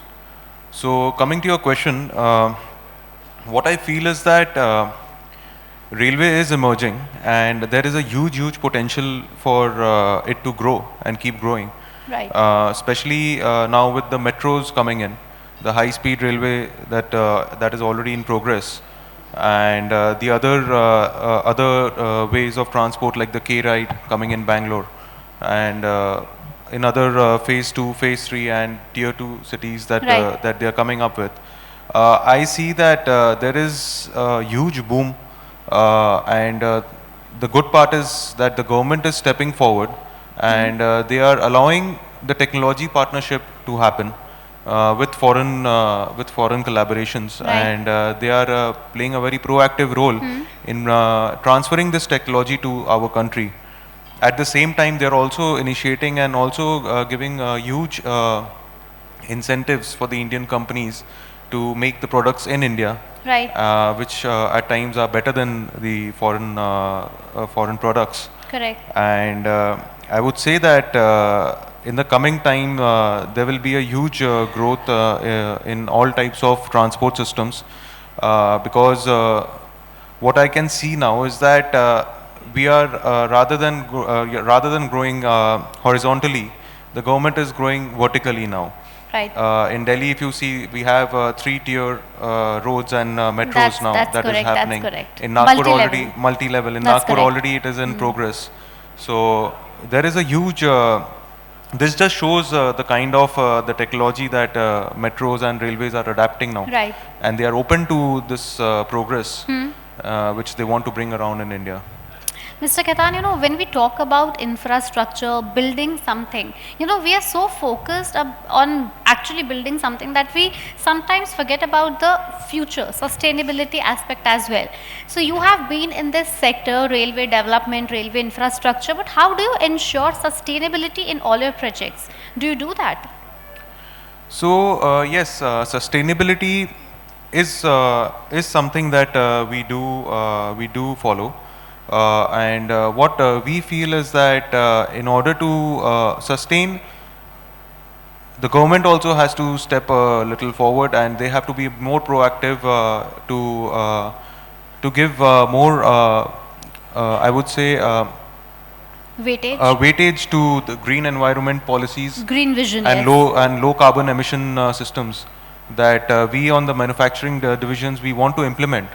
But then there is always, it's a very tight rope that we are walking on when it comes to the costs. Right. And I still feel that the government is still not yet to pay the, to pay the companies for but that. What are the private players doing? Like, how are you as Rahi Group ensuring that you maintain the sustainability level in all your projects?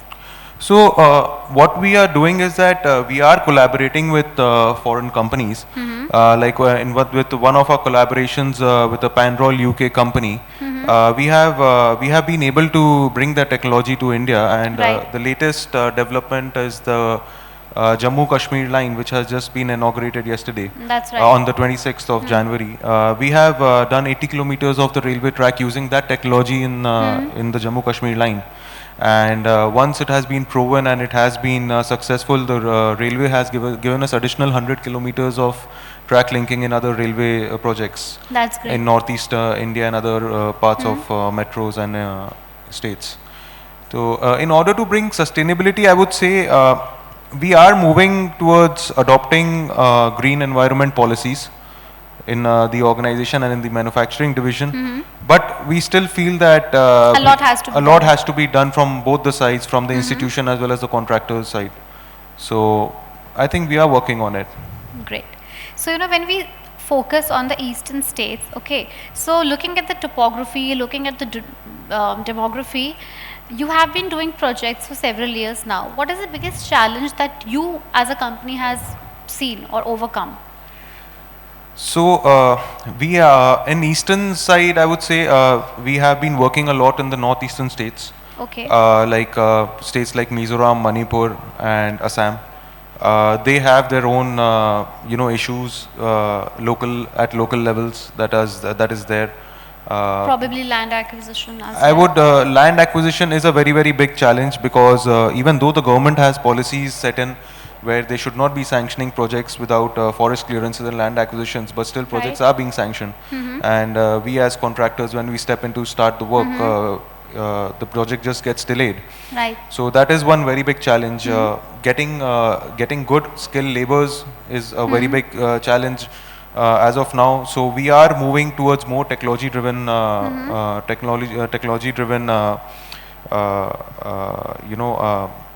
execution. Financial stability is a very, very big challenge because as you know, more and more companies are coming in. Financial institutions are making their terms more and more stringent for companies. And with the kind of growth and the kind of infrastructure that's booming in India, I would say government also needs to ease out their financial terms with the contractors so that they are more they are more open to us, you know, working with them for this growth. Right. And one of the main challenges that You should I have would say, discussed it with the minister before. I'm not the right person think to he say knows it anything all. on that. So yes, one of the main challenges in northeastern side is you know, the local issues that is there, like in the state of persists, Mizoram, that is right. being addressed right now by the government. But I think it will still prevail somewhere or the other. Yes, I think it will It's still an ongoing prevail, process. but yes, I think it's an ongoing process, Right. and we have seen a lot of development happening in Northeast. So if I would say I've been working there for 15 years, what the situation was there 15 years back and what it is today, there's a lot of difference. So In the we are past still 5 to progressing. 7 years, a lot of change has actually happened. Yes, yes, a lot of change, a lot of projects have come up, a lot of progress has come, and Right. there is a huge cooperation that we are getting from the government to, you know, to make a steady growth. Also, in it Northeast. opens the window for a lot of opportunities as well. In the past 6 or 7 years, we have seen a lot of Vande Bharats coming on board. We have seen a tremendous growth, especially in the railway infrastructure, pan-India, not just eastern states, northeast, south, pan-India. Yes, means I would share one of my personal experiences which I faced is that when we went to Northeast and we were doing this line for Mizoram, it's a new line, and when we started work over there, we saw that engineers and skilled laborers of local skilled laborers who had actually left the state and they had started working in other states had started coming back because they were seeing a lot of infrastructure development over there, so they Job wanted to employment, work at their right. own hometown. So this is a huge this is a very big development that is happening when a person sees that he can work where his home is. Right. So we have seen this happening in front of us in states like Uttarakhand, in states like Mizoram, Manipur, Assam, everywhere. They are all coming back to their hometown and they want to work over there because there's so much of work over there. That's great. So migration, of course, will also be under the control. yes, yes. Also, Mr. Khitan, India is also becoming a manufacturing hub for a lot of sectors, especially when it comes to railway sector, railway infrastructure. How do you maintain the import also, and also how do you maintain that all of the products or some of the products are indigenous? Right. So in high-speed railway, we have been supplying all the fittings to the high-speed railways for the track linking work. And as I told you, we have a collaboration with a UK company, Panroll, named Panroll. As we started importing the products, we also made it a point to manufacture 80% of the products in India. Otherwise, the cost also goes up. The right? cost also goes up, but we started manufacturing and we were at par, or I would say even better in some products when it came to quality. So this is a very big progress that you know, we have done, and obviously the government has supported us a lot in taking this initiative and ensuring that you know, a lot of products are made in India and we get the technology, we learn from them, and we come back to our own country and we make products better than them. So this is something that that has come into the manufacturing division. And other than this, even in the infrastructure where we are making bridges, I would say a lot of technology enhancement is being done. A lot of AI is being used in generating reports. Right. Also the models. Yes, and also the models. Yes, that is there. Then there is a huge boom of you know, automizations when it comes to manufacturing divisions. A lot of CNC machines that are being utilized, and government is also setting up terms and setting up certain codes which actually enforces the contractors and the manufacturers to implement certain manufacturing systems using CNC machines, which are really modern. Right. So this is something that we have been able to do and achieve in our organization. You know, I think that this also attracts a lot of investments from the neighboring countries as well. So have you seen any surge in terms of investments from some of the other countries in terms of railway infrastructure or the sector? When we say that we are getting the technology, we are collaborating with companies, it means that they are investing in our country, and they do have a lot of faith in this country. They do have a lot of faith in this government, and they can see a lot of potential, a lot of growth. We are working in the state of Uttarakhand, and there are tunnels being built over there. I would say each and every tunnel is being monitored by a lot of foreigners who have a vast experience, and they have been working since years in countries like Turkey, in countries like Germany, which have a lot of tunnels in their own country. Right. So when these people come in, their technology comes in. There are tunnel boring machines that are being imported from companies. Right. There are a lot of products that are coming in from these companies. So there is investment that is being done, and this investment is being done because they are seeing a lot of potential in our country. So yes, we can see a lot of investments coming in from the foreign countries. A lot has been done, and a lot has to be done, of course, in the next few years. But one thing, probably one challenge, you think that still persists and you would want to eradicate it or overcome it. That's it.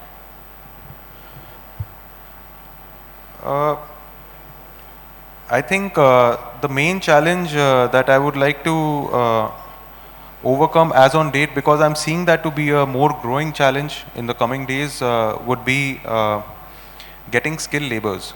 That's a very, very big challenge that all the Indian infrastructure companies are going to face in the coming days. So I think it's the best time right now to gear up, to get more technology, to be more technology driven, and to automate the systems so that we are less dependent on skilled laborers, because that is going to be really scarce in the coming days. Right.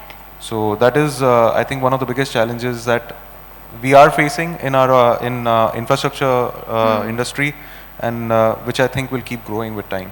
No, even I second to that. You know, importing machines is something different. But having a country of 140 crore people, and then you're calling people from outside to work here, would actually be really scary. And I think the government is not ready to pay for those foreigners yet. Right. So we better move to technology which is cheaper, I think. Right. Yes. So. Well, Mr. Khaitan, it was such an insightful session, but I'm so sorry we have a time constraint. Yes. And we would definitely be speaking on it probably sometime else. Right. Thank you so much for being here. Thank sir. you. Thank you. Thank you. Thank you so much. Thanks a lot. I kindly request sir to please stay. And may I request Mr. Amit Singh, Government Digital Sales Head, ABP Network, to please felicitate our guests. Can we have big round applause, everyone?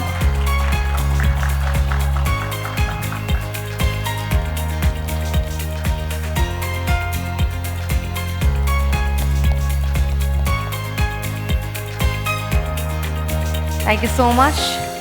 Now on to our next session, and the topic is advancing India's infrastructure, bridge and roofs role in nation building, highlighting the company's contributions to India's infrastructure sector and its vision for future development. I would like to welcome Shri Rajesh Kumar Singh to come up on the stage for the keynote address. Shri Rajesh Kumar Singh leads the company in delivering major EPC projects across civil, mechanical and structural engineering.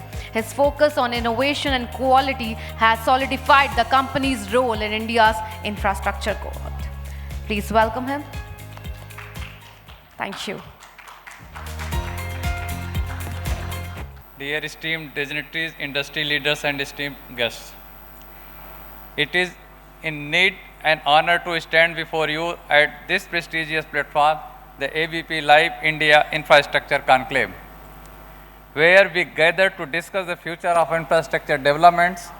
In our country, infrastructure is the backbone of a nation's progress. And as India strides towards becoming a 5 trillion economy, the role of robust, sustainable and technological advanced infrastructure has never been more crucial. At Bridge and Roof Company India Limited, we take immense pride in being at the forefront of India's infrastructure growth. Established over a century ago, our journey has been one of transformation and resilience. from pioneer critical bridges to executing some of the most complex industrial projects, we have remained unwavering in our commitment to engineering excellence. Further, I would like to brief you about bridge and roof contribution to nation's building, expertise in PMC and EPC projects. As a leading engineering procurement, construction player and project management consultant, we have been instrumental in executing major infrastructure projects including highways, bridges, hospitals, educational institutions, and smart cities initiatives. With immense pleasure, I would like to inform you that recently Bridge and Roof has been awarded PMC projects of from Health Department of Health. We are having presently more than 4,800 crore worth of hospital projects. Moreover, we have recently commissioned and handed over our state-of-art the interstate bus terminal ISBT in Bhubaneswar under the Bhubaneswar Development Authority, Government of Odisha, and in EPC mode. In addition, Bridge and Roof as a PMC has been issued with several key governments of India schemes such as Eklavya Model Residential School, hospitals, universities, IITs, and so many projects in Ministry of Tribals and Cultures. Railway and infrastructure projects with a growing focus on railway modernization and urban connectivity, we have been significantly contributing through various ongoing projects. Railway station development project Santaragachi, Udana, Ernakulam, rail flyovers in Aligarh, the Prayagraj and Devkhan. And at presently, more than 7,800 crore projects we are having for railway infrastructure projects.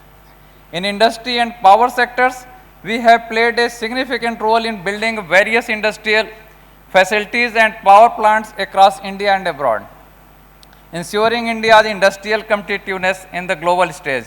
Now, in alignment with the Government of India's vision to meet 50% of its energy needs to be renewable energy by 2030 and achieve net zero emissions. We are also executing solar projects. At presently, we are having more than 1,500 crore projects of solar projects. These projects, along with our collaboration with Messrs. Aztec Japan on fuel gas desulfurization projects in power plants, underscore our commitment to sustainability and mark another significant step in diversifying our portfolio. Oil and gas sectors. Our expertise in storage tank, refineries, and pipeline network has strengthened India's energy security and distribution capabilities. The oil and gas sector is our prime vertical, comprising more than 65% of our business in oil and gas sector. At present, we are having more than 20,000 crore works in hand. We are associated with almost all major producers under the Ministry of Petroleum and Natural Gas. In IT integrations, moreover, in terms of IT integration, we are leveraging digital transformation such as introduction of a digital project management system to enhance transparency and efficiency in project execution. As we look ahead, Bridge and Roof is committed to, along with the Government of India's ambitious infrastructure development goals, we envision a future driven by innovation, sustainability, and integration. Our focus on sustainable infrastructures, including incorporating eco-friendly material, reducing carbon footprint, and adopting green construction methodology to contribute to a cleaner, greener India. Leveraging technology-driven solutions, we are embracing artificial intelligence, IoT, and digital twin technologies to enhance project efficiency and life cycle management. Moreover, in line with our vision of Atmanirbhar Bharat, we are promoting indigenous technology, equipment, and manpower to achieve self-resilience in the construction sector. At present, more than 25,000 laborers or workers are engaged in our projects, various projects. Furthermore, we are expanding into new frontiers exploring opportunity in defense infrastructures, renewable energy projects, and smart urban development initiatives, ensuring that we remain at the forefront of India's infrastructure evolutions. As we stand at the threshold a new era in India infrastructure evolution, Bridge and Roof remains committed to playing a vital role in the shaping the nation's future. Our journey is not just about constructing buildings and bridges, it is about building aspiration, connecting people, and fostering economic growth. With the unwavering support of the government, the industry, and dedicated worker, we will continue to build with quality, integrity, and innovations. We believe that together we can create an infrastructure ecosystems that not only meet today's demand but also paves the way for a stronger, smarter, and more resilient India. Thank you. Jai Hind, Jai Bharat. I kindly request sir, please join us once again. Mr. Samvrit Bhattacharya, please join us, National Sales Director, ABP Network, for the felicitation. Can we have big round applause? Thank you. Thank you so much for joining us here today. Thank you so much, everyone. As we come to the close of this insightful and thought-provoking ABP Live India Infrastructure Conclave and Honors East Edition, I want to extend my heartfelt gratitude to everyone who has contributed to the success of this event. A sincere thank you to our esteemed speakers and panelists who have shared their invaluable perspectives on the key issues shaping the future of infrastructure in East India. From urbanization to railway development, smart cities, and real estate, your expert insights have sparked meaningful discussions and have been truly inspiring.